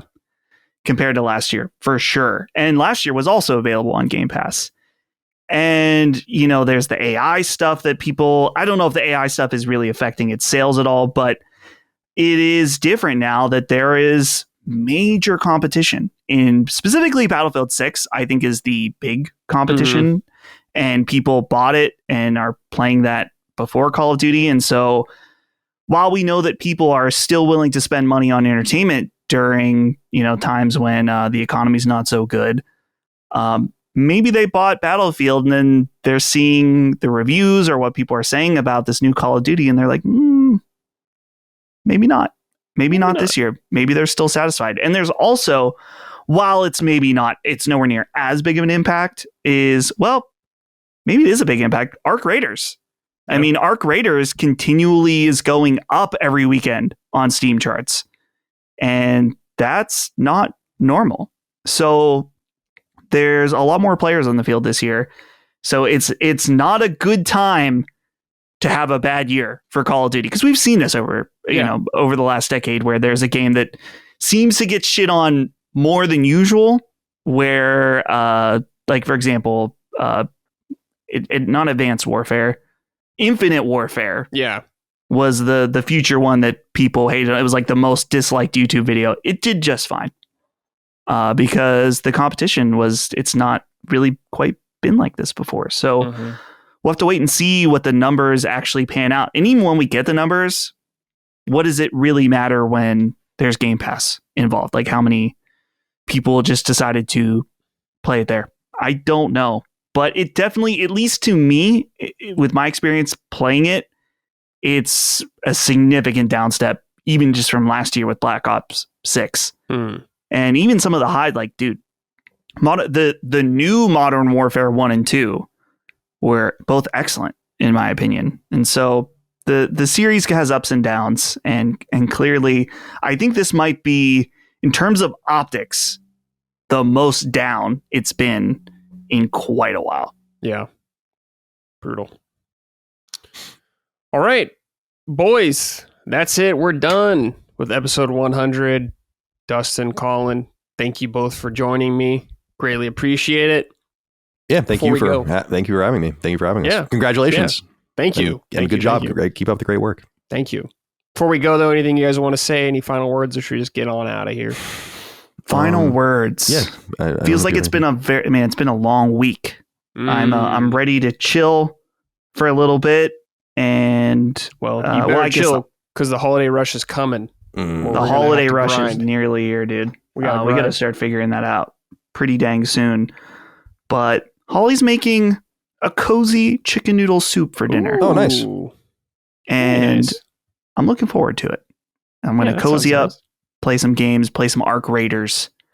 Just a chill Friday for me. I'm going to go jump in the shower and then just get out of here, because we have to go to the hotel. So I might get laid tonight, boys. I don't know. Whoa.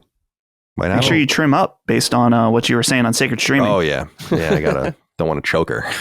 Well, Jesus Christ. Good Lord. Good Lord. Oh, God. I'm turning into Micah. It's crazy.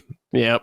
But I appreciate you guys having me. And congratulations, Brad. You're doing an awesome job. And thank you, everyone that listens to the show and supports it. It's a huge new pillar of our company, and I'm super pleased with it. And it's exactly what we needed. So thanks for having me, and have a great weekend, everyone. Cool. Thanks, everybody. We'll see you next time. Take care and goodbye. Summon Sign is a product of Last Stand Media and Colin's Last Stand LLC, and is proudly recorded in the USA. The show is written and hosted by me, Brad Ellis. The show is produced by Dustin Furman. All of Last Stand's theme music is by Ramon Narvaez. Summon Sign, along with the rest of Last Stand's media shows, are fan-funded on Patreon at patreon.com/laststandmedia. The following names are at the producer level on Patreon, our highest tier, and we are grateful for your kind contribution and generosity to our independent endeavor. Thank you.